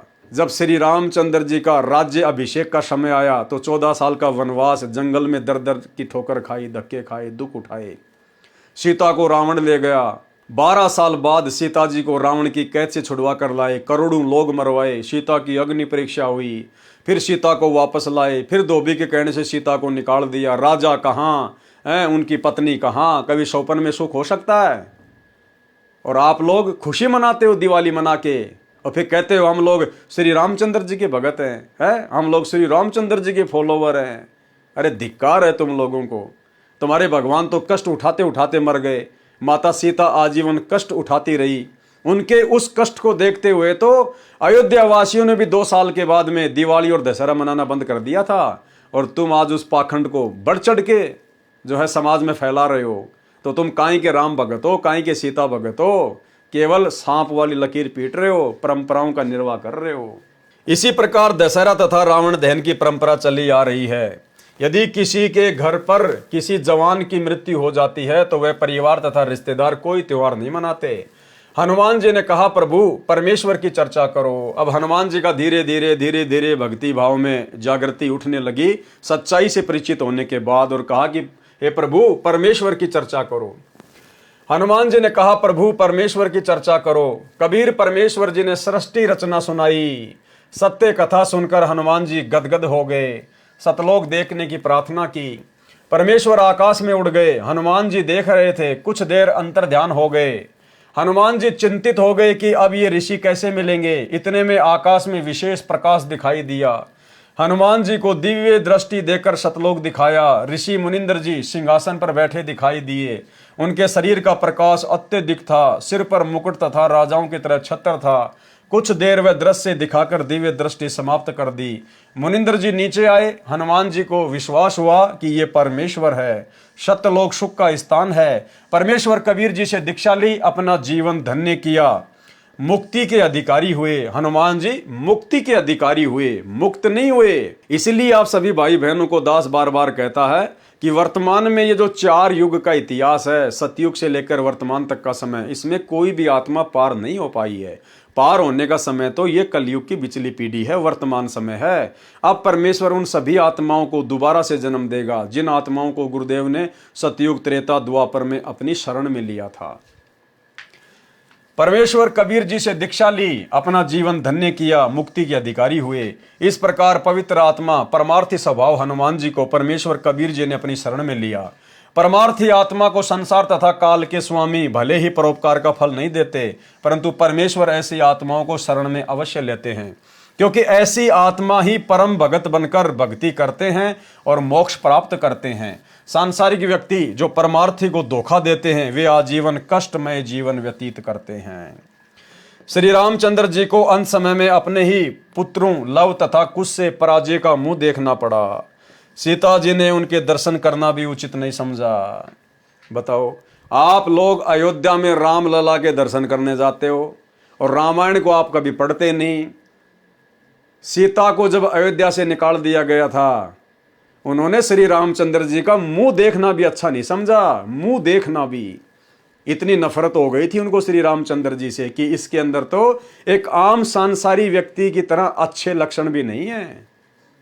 तो भाई और बहनों, आज आप लोग उनके दर्शन करने के लिए अयोध्या जा रहे हो, अपना कीमती समय और धन बर्बाद कर रहे हो। इतिहास से शिक्षा लेनी चाहिए। श्री रामचंद्र जी को अंत समय में अपने ही पुत्रों लव तथा कुश से पराजय यानी हार का मुंह देखना पड़ा। सीता जी ने उनके दर्शन करना भी उचित नहीं समझा। देखते देखते पृथ्वी में समा गई। इस गलानी से श्री रामचंद्र जी ने अयोध्या के पास बह रही सरयू नदी में छलांग लगाकर अपनी जीवन लीला जल समाधि लेकर समाप्त कर दी। ना पत्नी रही, ना बच्चे रहे, पूरी अयोध्या में थूथू हो रही है। दुर्वासा ऋषि के कारण अपने भाई लक्ष्मण को मृत्यु दंड की सजा देनी पड़ी श्री रामचंद्र जी ने। इन सब बातों से दुखी होकर अंदर ही अंदर श्री रामचंद्र जी ने सरयू नदी में छलांग मार के आत्महत्या की। डूब के मरे। देसी भाषा में कहते हैं डूब के मरना और संत भाषा में कहते हैं समाधि लेना। यह है श्री रामचंद्र जी की अंतिम उपलब्धि। अरे जो श्री रामचंद्र जी वेदों के अनुसार साधना करते थे, उनकी भी अंत में यह दुर्गति हुई। सरयू नदी में डूब के मरना पड़ा, आत्महत्या करनी पड़ी। और आप लोग दशरथ पुत्र श्री रामचंद्र जी को ही भगवान मान के राम राम राम राम जय श्री राम, आप लोगों की कैसे मुक्ति होगी? कैसे हो रही है वर्तमान में? रोडों के ऊपर कुत्ते वाली मौत हो रही है। खरबूजे की तरह फूट फूट के लोग मर रहे हैं। जिनकी गाड़ियों के पीछे जय श्री राम लिखा होता है, एक्सीडेंट में उनका चकनाचूर निकला हुआ मिलता है रोड पे। तो भाई, असली राम को पहचानो, असली आदि राम को पहचानो। मृत्यु होगी तो भी परमात्मा टाल देगा, भगत के नजदीक नहीं आएगी। उसको कहते हैं श्री राम। वो श्री राम कबीर देव सतगुरु रामपाल जी हैं। सत्संग सुनकर पहचानिए। श्री रामचंद्र जी ने अयोध्या के पास बह रही सरयू नदी में छलांग लगाकर अपनी जीवन लीला जल समाधि लेकर समाप्त की। परमार्थी हनुमान जी को निस्वार्थ दुखियों की सहायता करने का फल मिला। परमात्मा स्वयं आए, मोक्ष मार्ग बताया, जीव का कल्याण हुआ। हनुमान जी फिर मानव जीवन प्राप्त करेंगे तथा परमेश्वर कबीर जी उनको शरण में लेकर मुक्त करेंगे। उस आत्मा में सत्य भक्ति बीज डल चुका है। अब क्या होगा? हनुमान जी का तो फिर से मनुष्य जन्म होगा। हो सकता है परमात्मा इस कलयुग की बिचली पीढ़ी में दया कर दें या फिर कर दी हो। वो हनुमान, जिस हनुमान को भगवान मान के दुनिया पूज रही है, वो हनुमान जी वर्तमान में सतगुरु रामपाल जी को, अगर इस समय गुरु जी उनको जन्म देंगे तो संत रामपाल जी को भगवान मान के पूजेगा। और आप लोग अपनी अज्ञानता में, आध्यात्मिक नादानी में, शास्त्रों की नासमझी में उस हनुमान जी को ही भगवान मान के पूज रहे हो। अरे हनुमान जी की तो वैसे भी पूजा नहीं करनी चाहिए, क्योंकि वो तो एक भगत था। हनुमान जी तो खुद भक्ति किया करता था श्री रामचंद्र जी की, और तुम उस भगत को ही पूज रहे हो। तो ये सबसे बड़ी मूर्खता है, नादानी है। भाई और बहनों, जिस समझ के लिए परमेश्वर ने आज वर्तमान में आप और हम अरबों इंसानों को जो मनुष्य जन्म दिया है, वो केवल मोक्ष प्राप्ति के लिए दिया है। शास्त्रों को समझकर, ज्ञान को समझकर, सच्चे गुरु की पहचान करके भक्ति करने के लिए दिया है। अभी मौका है, जब तक सतगुरु रामपाल जी के चरण कमल धरती पर हैं। भाई और बहनों, सत्संग सुन के अपना आत्म कल्याण करवा लीजिए, अन्यथा उसके बाद में दुर्गति होगी, दुर्दशा होगी। धरती पर कोई बचाने वाला नहीं मिलेगा। 2028 युग परिवर्तन का समय है। प्रकृति तांडव मचाएगी, हर प्रकार से प्राणियों को दुखी करेगी। त्राहिमाम मचेगा। कारण चाहे युद्ध हो, महायुद्ध हो, गृह युद्ध हो, बाढ़ हो, भूकंप हो, अनावृष्टि, अतिवृष्टि, सूखा, अकाल, महामारियां, कुछ भी त्राहिमाम मचेगा इस पृथ्वी पर। दाने दाने को लोग तरसेंगे। तब कहीं जाकर दुनिया को हिसार जेल में बैठे हुए संत रामपाल जी में पूर्ण परमात्मा के दर्शन होंगे। ये कार्य वैसे संभव नहीं है। तो भाई और बहनों, समय रहते समझ जाओ। उस युग परिवर्तन के समय में अपनी कमर तुड़वाने से बच जाओ। अगर शरण में आ जाओगे, परमेश्वर आपकी भी रक्षा करेगा, आपके परिवार की भी रक्षा करेगा। अन्यथा आने वाले समय में अंधकार ही अंधकार है, दुर्गति ही दुर्गति है। तो हनुमान जी को परमात्मा फिर से जन्म देंगे, हनुमान जी को फिर से मानव जन्म मिलेगा, या तो वर्तमान समय में या फिर किसी अन्य युग में, जब भी परमात्मा की दया होगी, मेहर होगी। लेकिन आप और हमारे ऊपर मेहर हो चुकी है, दया हो चुकी है। आप और हम आत्माएं उस हनुमान जी से भी लाखों गुना उत्तम आत्मा है, जो परमेश्वर ने सारी प्रोसीजर को पार करवा कर, यानी आप और हम ना जाने कितनी बार हनुमान बन चुके हैं, कितनी बार श्री राम बन चुके हैं, कितनी बार ब्रह्मा विष्णु महेश बन चुके हैं। ये सारी प्रोसीजर पार करके आज आप और हम कलयुग की पिछली पीढ़ी में परमेश्वर के द्वारा अपने चरणों में लिए गए हैं। तो भाई और बहनों, अपने आप को कमजोर भी मत समझो और अपने आप को अहंकार में बहुत बड़ा भी मत समझो। ज्ञान आधार से परमात्मा का दास समझो। और ये सारे राजपाट, सुख, स्त्री, आनंद, फलाना दिखना, धन संपत्ति, राजा महाराजा, देवी देवता, ये सारे सुख हम भोग चुके हैं। ये सारे झूठे आनंद हम उठा चुके हैं और उस आनंद के प्रतिफल में उससे भी कई गुना ज्यादा दुख और नरक भी भोग चुके हैं।